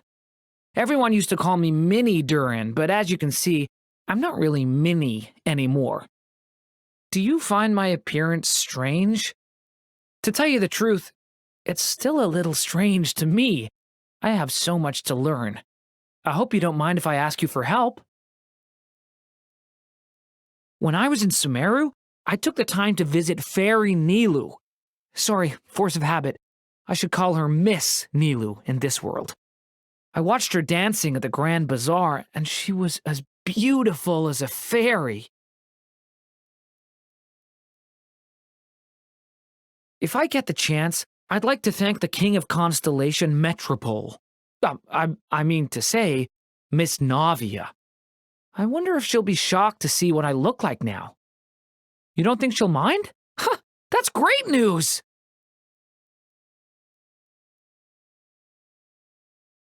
If all the kitties in the cat's tail were like Kirara, I don't think they'd get so nervous when they see me.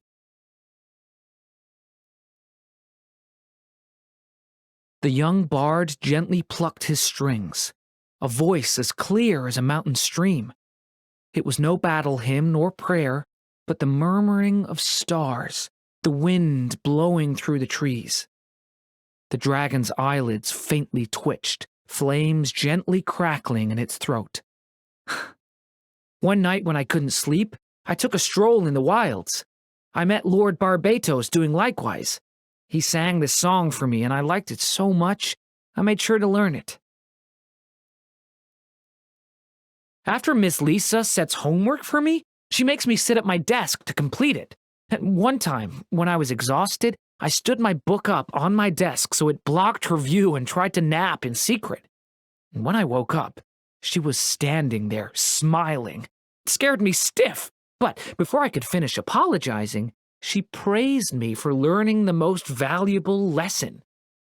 I think she was talking about my willingness to acknowledge my mistakes. Oh, so you don't think that's what she meant?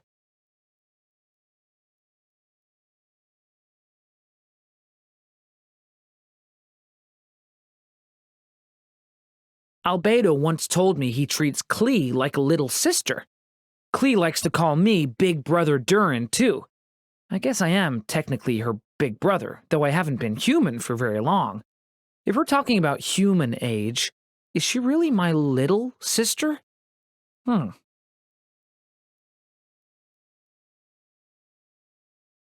can't help but wonder. Back in Simulanka, I felt like she was different from the others. Is she the same as me? Did she come out of a book too? In fairy tales, anyone who can mix potions that befuddle the heart and mind and command the obedience of cats is almost certainly a powerful witch. Grandmaster Varka is different from most of Mondstadt's knights. He's powerful, but not imposing. He leaves people feeling calm and safe. He's the sort of knight who can crack a joke while fighting off the wild hunt, although most of his jokes go way over my horns. You want to know about ones I did understand? Well, I didn't hear them clearly either, probably because he often slurs his words after drinking.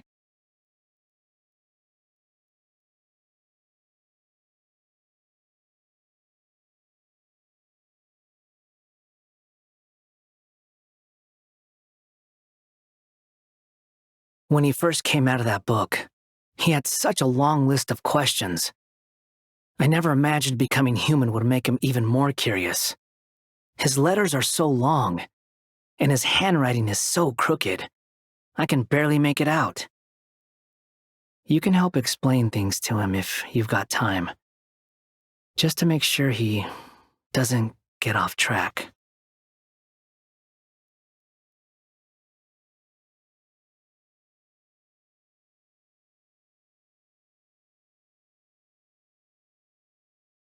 My brother is learning all manner of new things. He's intelligent and passionately philosophical. This sometimes causes difficulties, but it does nothing to dull his passion for the world. His arrival, or should I say his joining the family, has given me a new understanding of human relations. With my closest kin around, home has become a lively place, which is a positive thing for sure.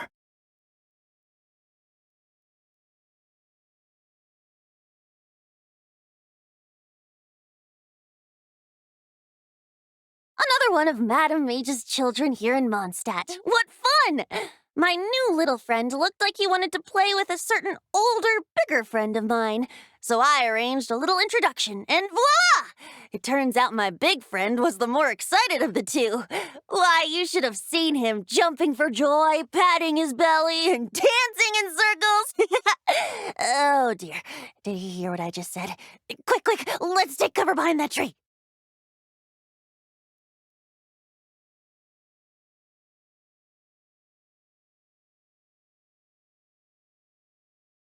Thunder!